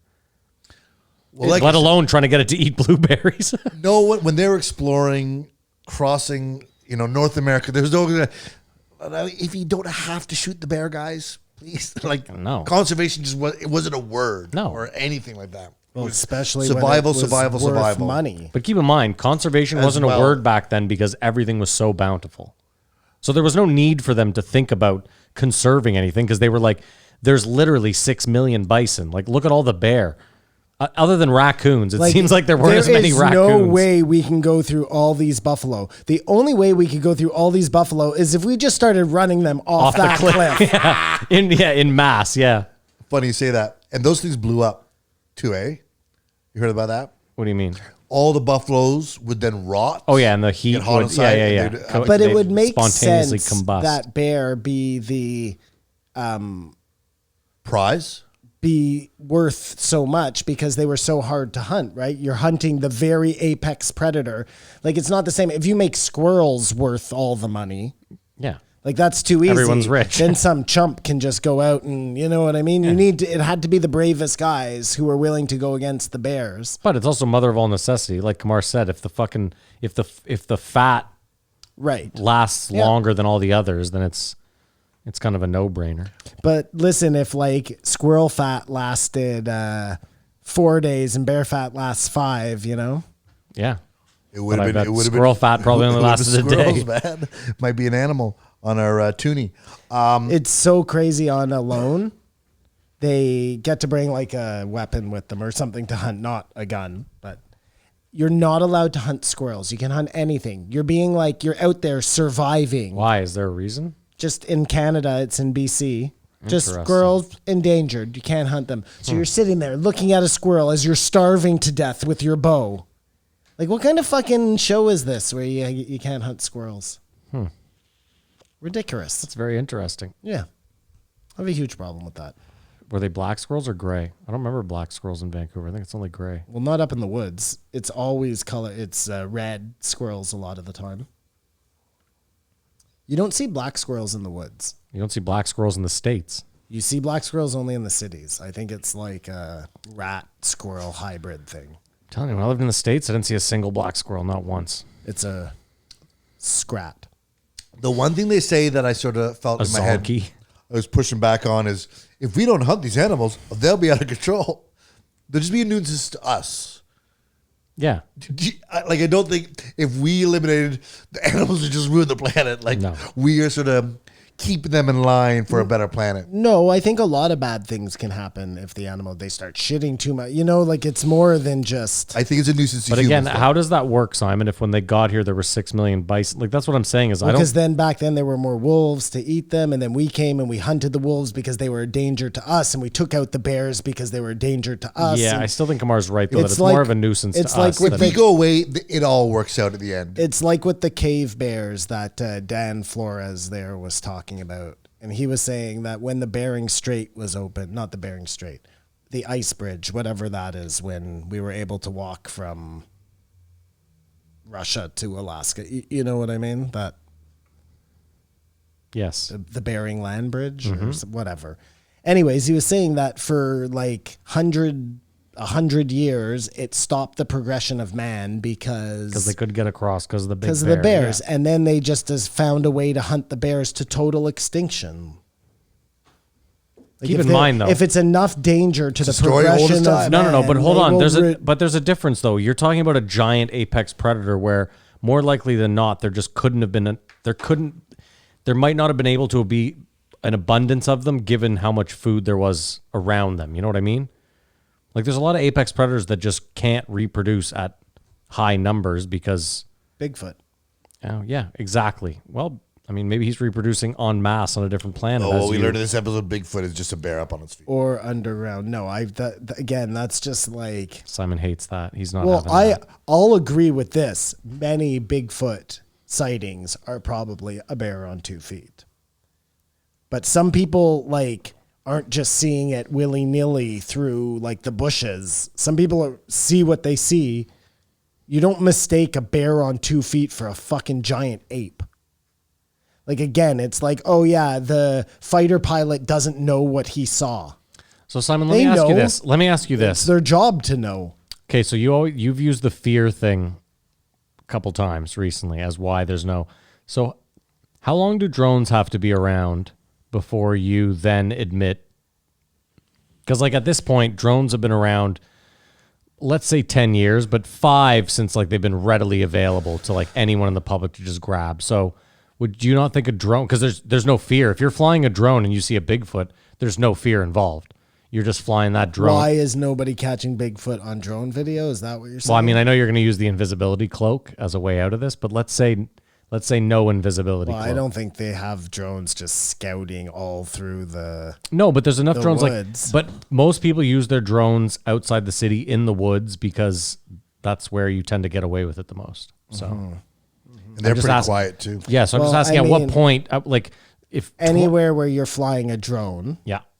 for the most part, most people. Granted, there are some people who are going deep into the woods to fly their drones, but like most people are probably flying them pretty close to the city. But is your argument as well too then that most people that cite Bigfoot are doing it just deep in the woods and Well, not I like, think lots of people, I don't know what the percentage is, are not seeing Bigfoot. I'll add Not to your hearing point. Bigfoot, not seeing Bigfoot. They are making things up in their head. That doesn't mean that everybody's making things up, man. These drones have thermal cameras, infrared cameras I'm sure some of them do, yeah. that can see a heat signature. There you go. So it doesn't matter. We don't know if Bigfoot is cold-blooded. Oh, it's the lizard men. And No, the we plot didn't come. We and didn't the fucking plot come. We thickens. don't know anything, well, guys. I'm sorry. Mocha. My favorite would be if Oh, wow. my yeah, favorite would Mocha. be if someone caught Bigfoot on a drone and he ends up just walking into a cabin in the woods and he unzips his outfit and it's just a young CIA agent who's trying to make his druthers. Oh, for many a year. Yeah, just out there in the woods, just I still trying. I started this thing and I just can't I gotta stop. see it through. Yeah.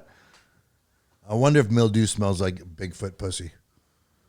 I can't smell good, can it? I'm hoping that I can use that as a joke. Gotcha. If we ever get back to stage, we see old buildings around, and we are so much younger. You know, he's talking about 3 generations. Yeah. Was the beginning. Yeah. I can't wrap my head around like how much more established Europe is, and all those buildings, and it sort of seems like we're all on the same page, just as a perspective thing. Simon, the timer went off, so it's not getting any power right now. Kumar, when you take the elevator up the new World Trade Center, there's LED screens on all sides of the elevator, so it makes it look like you're looking out into They're Manhattan. on the camera. What do you mean? The screens are a camera that's No, there's no camera. What it is it's an LED screen, and as you go up, you see Manhattan go from trees to it building up, and it shows you the timeline, like The evolution. yeah, of New York City. So as you get higher and higher, the buildings get higher. I'm sure they don't show the World Trade Center well, that's where you are. So, but you know what I mean? That's kind of interesting to see. It's just I can't. It seems when we think about, wherever we're going to be building a colony on Mars in 10 years from now. We should be. Everyone should be happy and excited. Like the planet's like going crazy. And now we have pictures of the internet. So if you're going to Greece or you're going to Thailand, you can look up where you're going.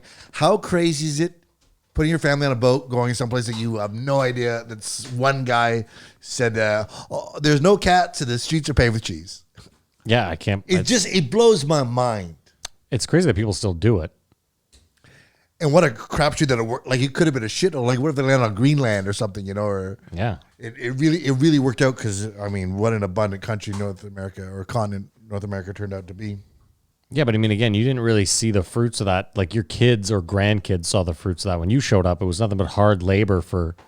But it wasn't just a sand dune or like what. No, I get it. There was, but I mean, that whole 40 acres and a mule, like it wasn't all it was cracked up. No, those people had a much different experience. Well, yeah, people who bought tickets. But I'm just saying, if you came over with the I'm just going to take a plot of land, and it's not like you were rich overnight. You had to bust your ass. Something gives me the feeling that Clay doesn't travel much. No, I think he stays in Arkansas. And I think there's something to that. Because I have a lot of FOMO of like, I want to go to Paris before I die or go to Egypt or whatever. But I think there's something cool about just being totally stoked and content where you are and not wanting to go someplace. I'm sure he goes out to other states maybe to hunt, but I think he's a real homebody and I admire that about him. My goal is to rent an RV, get 3 camera lenses, and hit every state and province in North America. I'll tell you this, you're better off to buy an RV because you can sell it for more than you bought it for. Well, I'm not doing it anytime right soon, so. Hey. Aren't you going to Vegas next week for Chappelle and Sakura? I Make some big money. Coolest thing is he's from Meta, Arkansas. Mina. Thank you. Mena, Arkansas. I like how he tells Joe he's from Mena, and then Joe continues to tell him about explain the whole story about Barry Seals. And I thought it'd be great if we did Made in America. His cousin American was one zone. of the 2 kids who ended up, you know what I mean? Yeah. Like And he Joe explained didn't it, know. That would have been so cool. It's the JRE movie game. The time has come again. For Matt and Simon, 2 racks of brains to guess the budget in the box office. We all know they won't guess the year, and the Patreons are the real winners here at the JRE movie game. Come on, take it away, baby. It's a movie game. Where Matt and Simon go head to head to find out what year a movie came out, how much it cost to make it, and how much it made at box office. This week we're doing American Made. I can Tom safely Cruise. say that is the most quality part about our podcast. The intro song's pretty dope, too. Oh, yeah. I Sorry. Equal. Yeah. Intro The song. intro song, the personalized intro song. Yeah. And that, Yeah. I get goosebumps every time. Shout out. And our logo is pretty cool, but whatever. The other logo that guy made is pretty cool, too. The Beeple one. It's Very cool. It's very cool. It's just, I like the UFOs personally. Oh, of course. And it's got pyramids in it, so you can't. It's got it's a like lot your of- it's erection. got a lot of yeah, whatever. it That being talks to said- Simon. American Made is the true story of Barry Seal, who was smuggling. Isn't it seals? Yes. Isn't there an S? God, you guys are such sticklers for the details. Come on, man. This is the Smuggling movie game cocaine. where the details. You're the type of guy who would have him fucking wrestle a Russian instead of fight a black guy, Yeah. Mm-hmm. That's me. Half truth, Kamar. Omission, Kamar. What year did this fucking thing come out? But do you think he knew more and was just being polite to Joe for regaling him about the story? I don't know, but my favorite part of this podcast, just before we start this movie game, was right at the end where he's like, Joe, I know you want me to tell you that it's a puma. I know that's the right thing to do when I come on your show, but I can't do I'm that. probably not going to tell you it's a puma. Yeah. You just ruined my next segment. That's okay. We'll get there, Kamar. We'll get there. Barry Seals. Starring Tom Cruise. So we need a year, right? Yeah. S'il vous plaît. I'm ready. I'm like ready across the board. Totally ready. Rip roaring ready. I was born ready. I'm ready. No, I heard you. I'm ready. Okay, and so you want me to get all ready? No, just do the year for now. Okay, so the year. Got a couple locations. You go first. I said, you know what? I might change this. Just hold on one second. Oh, we have a last minute submission. Last minute change. The Patriots are the real winner. I'm going to say here. 2014.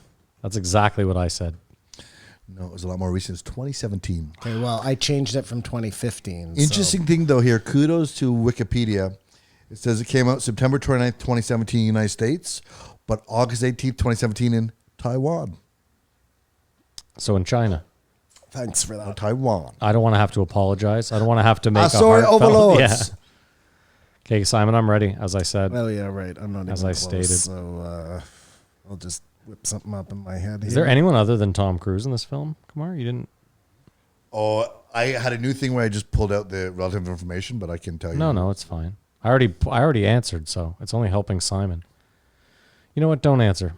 I rescind my question. You know what I watched? Dom Hall Gleason, Sarah Wright, Jesse Pinkman. Do you know what I watched the other night that is still so good, although has a ton of like early 90s, late 80s cheese, is Heat. Yeah, it's Incredible. But you know what part of it is? That song. Do do do do do do do Yeah, yeah. do do do do. Bang.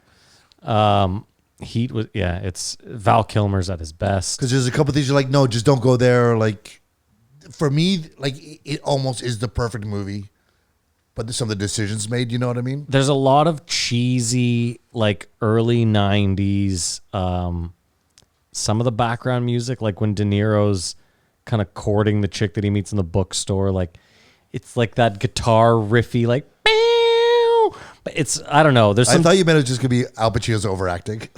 oh, I mean, I was going to get to that, but I expected Simon would be done before I could. Okay, I'm done. Go. Okay. No, you first. I said it cost $44 million to make. $44 million. And it grossed Why is he saying like this? Did he Google this over there? He was Wolf taking a Blitzer long over time. there. Repeat everything.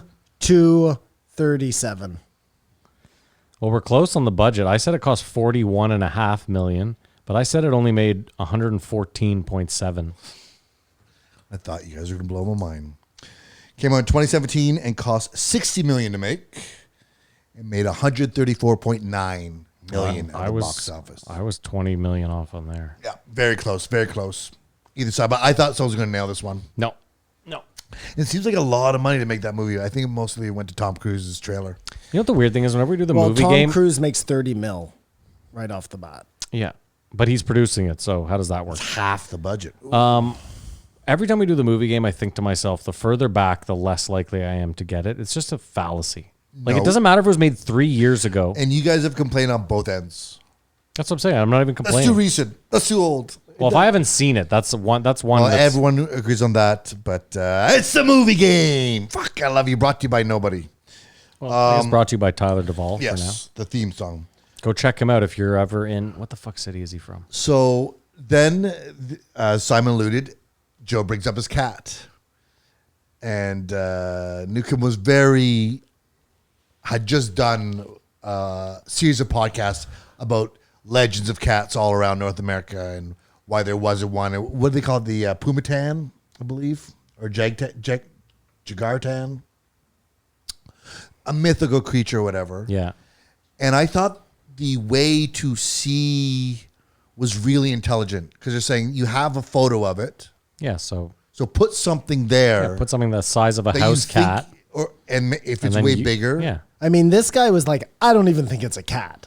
My favorite though is Joe. of the gate, yeah. My favorite though is Joe has been there a year and he so badly wants to discover an endangered species in his backyard. No, I bet you Joe's right. I bet you it is one of those little Black Panther things. I think he's right. Who? Joe. Joe is right. It's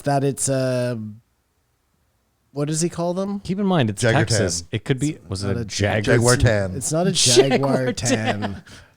That ain't it. That is it. And no, it's not. A Jagtan. Jagatan. No. It's a tiny Pumatan. Leprechaun. Pumatan, I like, but that's not it either. I like Poontang. Anyways, I think he's right. I think he probably did see some sort of cat. Because He probably did, but I just don't think it's the endangered one that hasn't been seen for like. My thing is the neighbor and the dog. I think it probably were is. untouched. Well, that's the other thing. Yeah, the That neighbor's doesn't- like, I've seen this thing a million That times. doesn't seem like it adds up if it's a predator cat. Well, again, if it's one of these, if it was like actually a black panther, I'm with you. That thing is hunting that dog. But if it's like a Pumatan or whatever the hell it is, I got to find out what the right name for that is. I like don't think Pumatan. I don't think those things are like maybe a small dog it would hunt, but they're out there hunting. You know, they're like coyotes. They're small little things. This mythical creature that's been It's that hunting hasn't been seen. rodents, You know how big it is and what it looks like. It's just a little bigger than an ocelot. It's hunting- and I don't think ocelots are out there hunting dogs. It's hunting that's- rodents. They're hunting, like big rats. How do you know or it's just bigger than an bunnies or- ocelot? Was this stated? I know things, Matt. Do you? Yes. I don't know what the fucking animal is called. I was just going to say but I that know you think how the big it Pumatan is slightly bigger than an Pumatan might be right. It's definitely not right. It's a jigger I'm tail. going to find out. It ain't that. I'll tell you that. What are you going to Google right now? I'm gonna- Pumatan? No, I'm gonna- Jaguar. What's the mythical cat of Austin, Texas? I'm going to What did Joe find in his Here we go. backyard? Jaggertan. I'll put my reputation on it. Oh. So interesting fun fact. And he tried to trick question. The most spread out animal, I believe, was he saying? Oh, spread out. Animal that's migrated the most places? Raccoon? No, he said the mountain lion. Oh, sorry. I thought you were talking about what has become like in abundance the most since. Well, I think there's more raccoons than people. And something else I've noticed in neighborhoods is a lot of rabbits. My neighborhood is filled with rabbits. Well, if your neighborhood's filled with rabbits, my neighborhood's filled with rabbits. Well, I mean, fucking like rabbits. So The neighborhood I was painting in the other week is full of rabbits. Yeah. So let me just first thing that comes up. Yeah. Sightings of black panthers are common throughout Texas, including our southeastern corner. Many hunters, fishermen, birdwatchers, hikers, and people of all walks of life report seeing long-tailed black cats they label as black panthers. Just saying. Jaguarundis. That's what they're called. Jaguarundis. Yes, which the French is Jaggertan. And now I'm going to tell you all about Jaguarundis. Jaguarundis. That sounds like Marin Bundy. I'm pretty sure they're called Pumatans on this show now. Yeah. Pumatan, Poontang. We do it for money. Wow. Jaguarundis aren't even black. Well, that puts a real fucking. Yeah. Well, it's an infrared camera, so it looks black, but the it might not be Jaguar black. gray and red. So weird. Okay, just hold on one second here, Matt. I'm gonna give you some. You guys talk amongst yourselves. When I was 17, my mother. So I have one last point, which I would like to more of a group discussion. But I think he really did the best job. Oh, no. This is what we can do. The rules of hunting a bear, for anyone who's not going to listen. You should wear new boots, not old boots. You should skin the bear where you kill it. When you kill the bear, you should slit its eyes. Yeah. After you kill a bear, you should stay awake so it doesn't come and take your soul. They all sound like rules that, like, kind of like, the don't eat pork. They did that back in the day because of disease. You know what I mean? They all sound like just wise lessons. Slitting its eyes. The thing is, we're still afraid of bears now. They must have been so afraid of bears. Like, that was the ultimate predator as it is. You know what I mean? Like, Imagine if domesticate them no gun exists. right now. Just in general, you're Bears in a world. everywhere. There's You're bears. You're in a world where there are no guns and there's fucking bears everywhere. Yeah, fuck that. You're Iliza Shlesinger. What are you looking at, Simon? Jaguarundis. So they're not very big. They're Joe, they weigh 3.5 to 7 kilograms. That's 7.7 to 15.4 pounds. That's not a very big cat at all. At all. Like I'm aware. much Chico weighs like 8 pounds. much like I an know. ocelot. The Jaguarundi. So they'd, maybe they could hunt Chico, but like this guy's fucking labradoodle. Like I doubt it. Nope. I think that supports Joe's theory way more. I mean, I'm with Joe. I think that's what he saw. If he says Great. if he says that's what he saw, that's what he saw. And I hope that he gets Bigfoot on his camera. I thought it was very awkward how Newcomb was like, I want to believe you. You say it's possible, but I can't. Lastly, he did a great job of explaining why mules are so effective and useful. Because of the genetics. They get all the good things. And then the stubborn of the mule, I thought the coolest thing is it has self-preservation. Yeah, the stubbornness is just it trying to stay alive. That's very cool. It's super cool. But it controls all 4 of its feet. That's the big thing. Well, it's cool too because if someone That ever too. calls you stubborn as a mule, you can just be like, "Yeah, that's how I'm staying alive out here, bitch." Yeah. A mule won't founder. Well, that was a word you didn't know before this. Have you ever had a dog get in the garbage? Say it. I don't think Chico's like this, but I'm sure you've had a dog course. just eat stuff till it's sick, right? Yeah. It just gets the garbage or something. Yeah. And I guess he says if a horse is near a bag of feed, it It's can just gonna feed eat itself all of to it, death. The mule's like, I have to walk tomorrow. I'm going to be all right. And you don't have to put shoes on a mule. But then I thought he caught him out. What about wild horses? So the horses that work and stuff have been domesticated enough. Maybe that it's because they end up having to walk on like roads and stuff. But the wild horse is just on the they're dirt, the and tundra. the beaches, and they can live in the life of Riley. So I thought I was going to become a psychedelic therapist, but now I think I'm going to get in the mule business because it seems very lucrative. Because he said you can buy a mule in Arkansas for $500 and sell it somewhere else for $2,000. Yeah, listen, crypto idiots. If you're not fucking raising mules tomorrow, I don't know what the fuck you were listening to. I'm not raising mules. I'm just a quick bait and switch. Buy it and sell it, man. Kamar, you should just right. you should start a crypto called like Mule Coin or something, and literally Donkey just, coin. During normal times, Kamar, you'd be raising mules. But in COVID, mules are so fucking valuable. You just buy them and flip them. Buy them and flip them. It's like flipping houses, man. Put a little lipstick on it and you're gone. So yeah, Well, that's Kamar's where the doing expression "lipstick on a pig" came from, Kamar. Kamar's doing a 3 to 5 for taking mules over state lines illegally. he tried to sell a donkey that was a mule. No, the other way around because the mule is the best. The donkey's not so good. Yeah, so anyways, but pretty much. I'm sorry, Kamar. You just need to go to Arkansas and start raising mules, and run them across state lines. You man. will live the life. I'll be as rich as Iliza Shlesinger. Here's By a the good way, what do you question think your for net you. worth is? Sorry, Here's a good question for you, real quick. So, Kansas. You say Kansas, right? That's how it's. Kansas. Yeah. So Arkansas. Well, what do you say, Kansas? No, I say Kansas, just like a normal person. How do you spell Kansas? Kansas. Yeah. How do you spell Arkansas? They're a Kansan. It should be Arkansas. Yeah, Shouldn't but it? They don't want it to be. No, I guess they don't. Alex Trebek on Jeopardy, been watching it a lot, Yeah. was talking about frontiers the other day and pronounced it frontier. Yeah, we established he's a douchebag. Because you No, pompous he's cunt. just a guy who cares about language. No disrespect to Alex Trebek. Trebek till I die. And yeah, I so could see Alex Trebek at home like, honey, come and frontier my balls. I don't fucking, who cares what Alex Trebek says? everything you wanted to know about bears and a little more about other stuff. I'm pleasantly surprised because normally guys come in here dragging your heels after hunting podcasts and Are you talking shit about us right now? I want to go back to a time where bear grease is worth money. well, bears and mules, is man. the- That's where the yeah. money is. So It's hold on true. though. You want that because you believe you would be a top bear hunter? Matt, I believe I would be a top bear hunter. Oh yeah, I can't beat any woman in any sport ever, but you'd be the top bear hunter. I would argue that This guy bears. kicks one 30-yard field goal one time.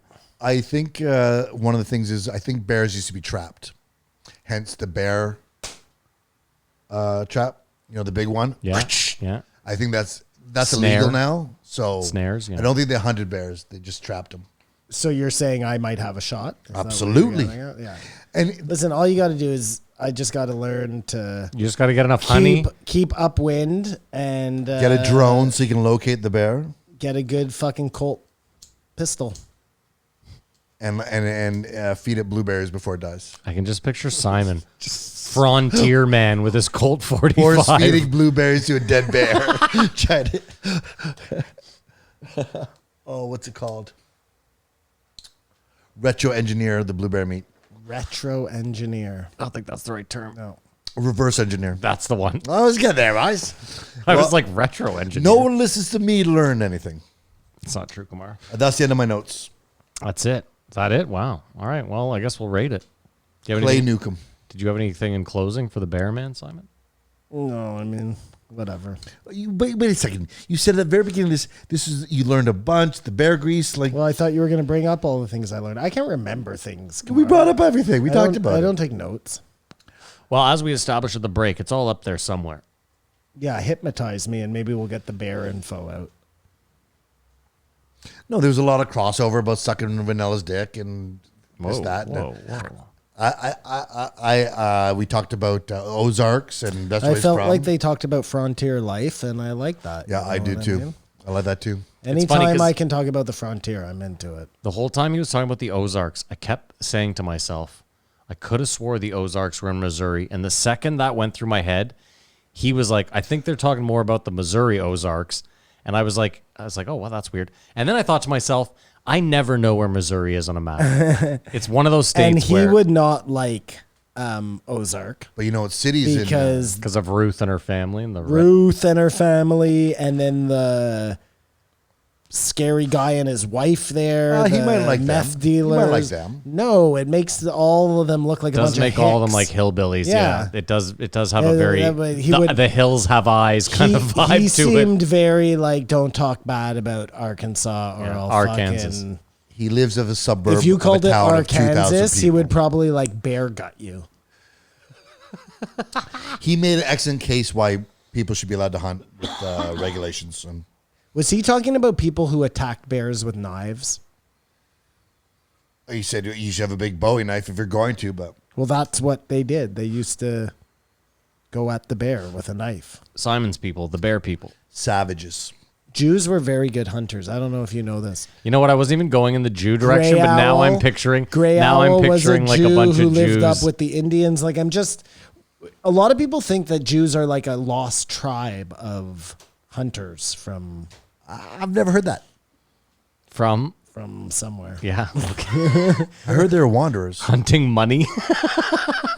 Whoa, No, but some people do What are believe. you woke? You laugh at something. Fuck. Some people do believe they You're making were fun a of Liza. lost tribe of like indigenous people to And by some Hunt people, bears. you mean Jews? Canada. Really? Bear hunters, yeah. Israelites. So the way. Jews are the lost tribe of Canada. Is that what you're scratching your beard at right now? You want to dial that back there? Well, I don't think you can say they're not. Bear McGraw. I can say they're not. Do See, we want to that- rate this That then? makes you anti-Semitic. Well, call me what I am then. Well, I'm sorry, that's what you are. I give this a You're a 3.5. bigot. We found that out earlier. We have an agreement. We haven't done any race episodes lately, but I'm sure you fall into that category too. Hit the agreement button. And have an then agreement. anti-Semitic. Did I mention that one already? We have an agreement. Transphobic.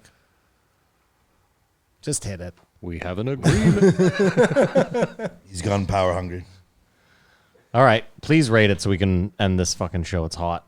You gotta go post show I still. give It's this late. one a surprising 3. Kamar, I give it a 3 again. I give it a 2.5. The highest a hunting episode can get. I think I gave it 3.5 the first time, yes. Yeah, I think I'm probably more with you about 2.5. All right, either way. Well, that's it. We did it. We made it through another episode, another week. Thank you so much for watching or listening. There should be a YouTube up this week. Everything looks like it's fucking working, but who knows?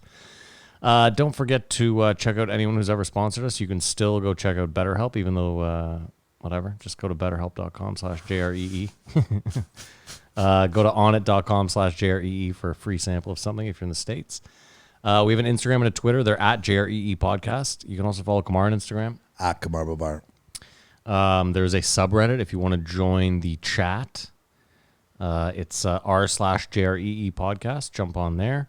And of course the YouTube, if you want to watch the show, it's youtube.com/JREE podcast. And the Patreon. If you want to support the show, you can do so for as little as $5 a month. Head over to patreon.com/JREE podcast. And for that $5 a month, you'll get the post show. It's the show after the show where we shoot the shit, talk some non-Joe stuff. And you also get the backlog of old episodes of This Won't Age Well, a show where we went back, listen to old episodes, did what we did here. If we can get enough new subscribers, Kamar will eat fucking bacon and eggs for a month. He says nothing. How does that feel? I got myself into the first time. I'm not saying anything. But yeah, anything's possible. All right. Thank you guys so much for listening or watching. We love you. We hope you have a great week. We hope you have a safe weekend. And as usual, I like how we're so ride and die with our sponsors that we'll just... It doesn't even matter. Stop sponsoring us. We will fucking plug you forever. no, the reason I did BetterHelp I'm just joking. is I'm because just they've joking. sponsored us throughout the year. I know, it's great. And I'm with it. And they'll keep sponsoring us if people use the I'm with code. it. So Ward 14. listen, And man, everyone I'm trying needs better help. Yeah, and I'm trying to keep everyone happy. I say keep everyone happy. There you go. As usual. Keep your eyes up.